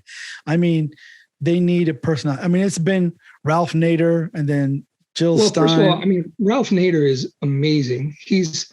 I know. I'm saying, like, I know he's qualified. He's a smart guy, but personality and appearance makes a big. You got to win people's superficial vote. You know what I mean? That's the problem, and that's why Trump won. That's Trumpism. Yeah, that's exactly why Trump won. But that's what I'm saying. So if you want to vote, like if you want to think like a Trump voter, then by all means do that. But it's not that. That's how people think. See, the reality is that's how people think. So you need a Green Party candidate who has that charisma. Yeah, I know. Unfortunately, like if you look at Ralph Nader, here's a guy who cares about American people, spent his entire life advocating for Americans, right? Right. A very humble guy, very simple guy. And always came across intelligent. Like there's nothing that you can point to that he could say, oh, what is he talking about? Oh, that sounds crazy. It's never been like that with him. Whereas you could say that about Joe Biden, or you could say that about Trump, or you could say that about Bernie Sanders even. Sometimes people are like, he just looks like a crazy old man saying crazy things. Free everything, right? That's how they just label him. He's saying so in 2000 he ran. And of course, the media did the same thing that in 2016. They said, oh, well, what's his name? Al Gore. Al Gore lost the election because of Ralph Nader. Yeah. They said that flat out. And it was false. It's not true. It's just like saying Hillary Clinton lost because of Jill Stein. That's not true. It's absolutely not true. Yeah, but I think that comes from because we know Bill Clinton got elected because George H.W. Bush lost because of Ross Perot. Well, no, it comes from a lack of willingness to admit that you're a terrible political party. I know, but I'm saying the analysis based on you're splitting the party vote. Like I know that's Ross Perot he split the conservative vote. Right. But that doesn't apply to Ralph Nader, nor does it apply to Jill Stein. Because I don't know about Jill Stein. I don't even know, but I know with Ralph Nader that was not true.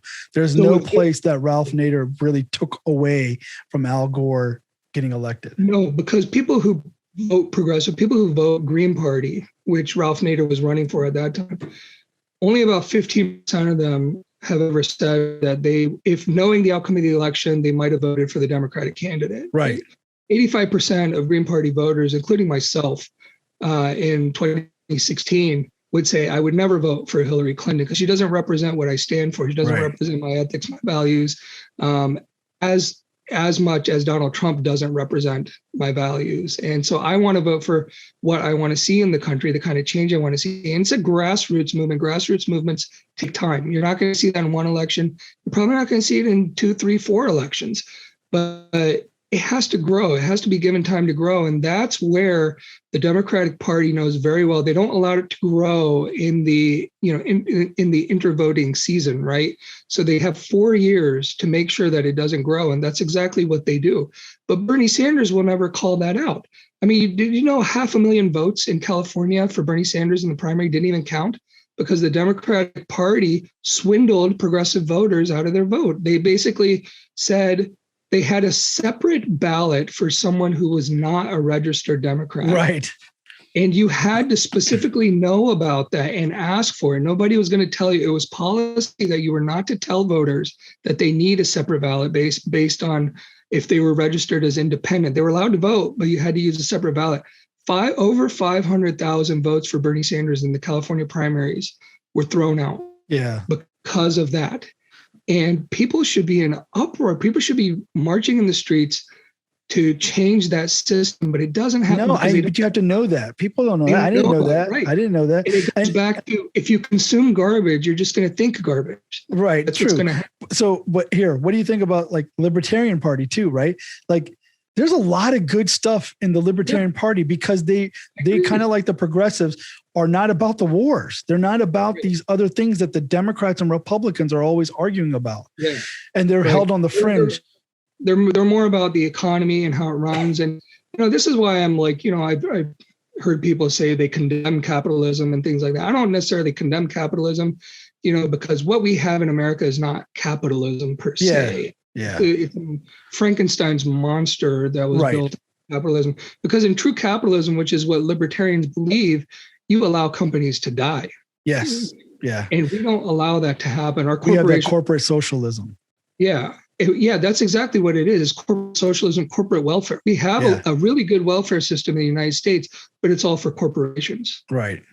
And that's who we bail out time and time again. We don't let them die. Whereas libertarians are very much like, yeah, we let the banks die. We will let these corporations die. And the market economy will drive, further corporations to get bigger, or further, industrialization, or, it'll drive the economy and things like that. So I'm not necessarily a libertarian, but I do respect some of their beliefs as well. Right. And I think what people will find is libertarians and progressives will find a lot of common ground. Yeah, probably. Yeah. More so than the Democrats and the Democrats and Republicans will find common ground when it comes to corporate type legislation. But the thing is, like, they'll never be heard from. That's the thing. Like, there's a big agenda to keep them off the ballots, to keep them out of the media, not let them talk, to keep them out of the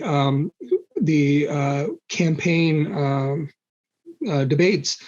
Jill Stein was supposed to be in the presidential debates in 2016, and she was kicked out. Or 2012, 2012. She was kicked out.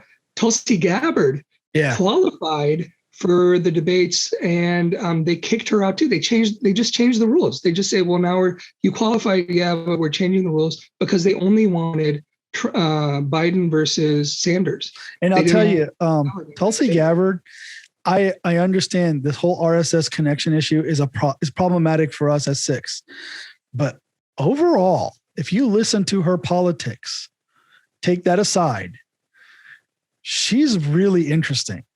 Yes, I agree. And it sucks because I'm like, I have that difficulty where I'm not going to support an RSS type candidate. But I don't know. What do we have? I mean, when you are pro India, aren't you a RSS candidate also, that we vote for that? Yeah, well, I do know that, or at least I've read some things where she has kind of softly tried to distance herself a little bit from some of that. I'm not, she's definitely not come out and condemned that sort of thing, but she's definitely tried to distance herself a little bit from that. And, people bring up that because her father is also, he's like I guess he's RSS and whatever. And he had some sort of organization where he did conversion therapy, or he pushed conversion therapy for gay people. I see. And she actually worked there as a teenager, and that's haunted her whole life. She's actually openly apologized for doing that and saying she was wrong to think that way, right? But the media won't let her forget it. Not only do they not let her forget it, I saw a New York Times reporter come on Joe Rogan and push that again just a few months ago. It was just maybe last year. And she's pushing that narrative again, which is completely false. Right? Saying that Tulsi Gabbard, she believes in conversion therapy and this and that. She doesn't believe in it. Right. She as a teenager, like 30 years ago, she worked in her father's clinic, and they were doing that. And actually, I heard her on Joe Rogan. I heard Tulsi on Joe Rogan. And that's why I like. She's very progressive. She's also an active member in the military. Right? She's a active member in the military, and so people criticized her for meeting with Bashar al-Assad because she did not favor the going to war with Syria, dropping bombs in Syria. Which, by the way, nobody should be favoring war under any circumstance. No, but I'm saying, think about her. Can win over war, we should always go with diplomacy. And here's Tulsi Gabbard taking the initiative to try that route, try the route of diplomacy, and as a military person. That's what I'm saying. Like, as a military person, she's still recognized. She was called a Bashar or an Assad apologist. She was called a Russian puppet. Hillary Clinton called her a Russian puppet. A Russian puppet. I saw that. And then also, Google actually eliminated her from search results. That she sued Google. She had to sue Google because during the primaries, if you Googled her, she wasn't showing up on their search results anymore. Yeah, which is also why, I think we really need to be careful about technology too, and all these, search engines, social media platforms. They can really bias us in ways that we don't understand. It's all psychology, right? Marketing. Yeah. Did you see The Social Dilemma? Did you see that documentary? Yeah. Yeah, I mean, it basically, the people that work at these companies are like, oh yeah, we don't use social media. We don't let our kids use it. It's a psychological, it's a drug that's killing people. Yeah, these are like CEOs of the company Yeah. who are like, we don't let our kids use this stuff. And they themselves try to limit it. Yeah, I know. Yeah, that's a whole nother topic. Yeah, maybe. Yeah. As a matter of fact, I was just gonna say we've done 2.5 hours. Yeah, this is a good. I mean, I'm kind of amazed. The conversation just when we covered a lot of stuff. Yeah, not more to say, but I will just end with this. There is a political party that's been developed now. It's called the People's Party. A lot of that sounds a little scary. A lot of progressives are in that and working behind it. People like Cornel West, people like Angela Davis, Jimmy Dore.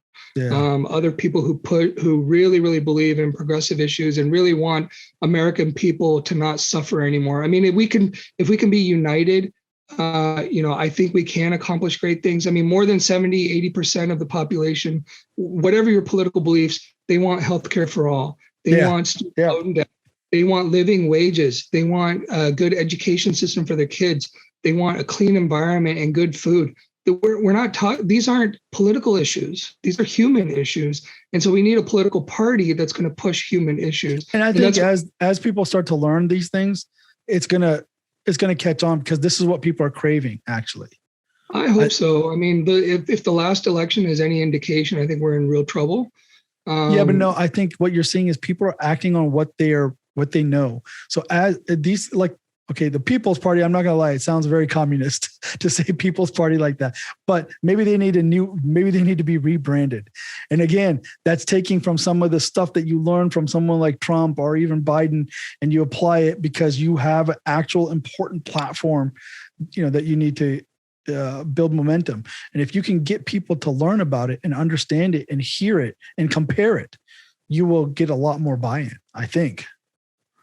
Well, we'll see. I think 2 of my 3 predictions are pretty much coming true. We'll see if the third one does. Maybe I'll come back in 4 years when our farms are run by robots, and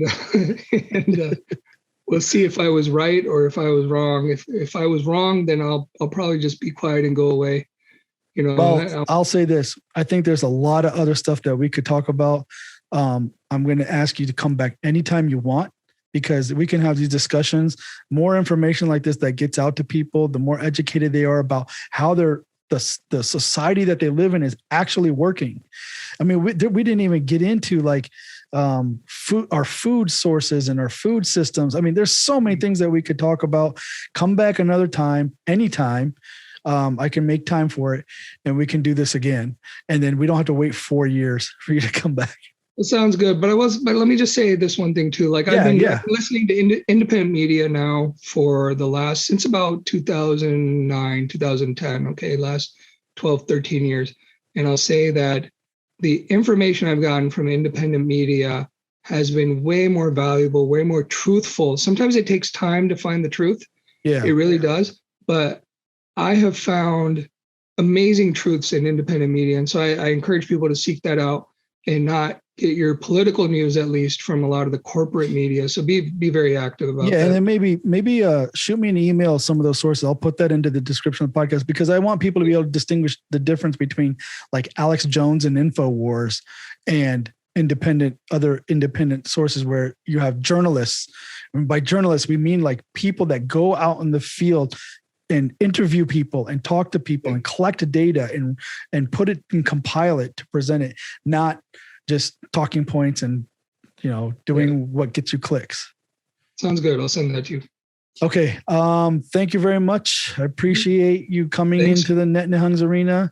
I didn't argue with you that much as I thought I would. I think a lot of stuff you said definitely opened my eyes to a few things I want to look into. And I hope people listening, I hope you guys will take the opportunity to check out other sources and maybe just open up your mind to maybe there's something different. There's a different way of doing things that's better. All right. Okay. Waheguru Ji Ka Khalsa, Waheguru Ji Ki Fateh.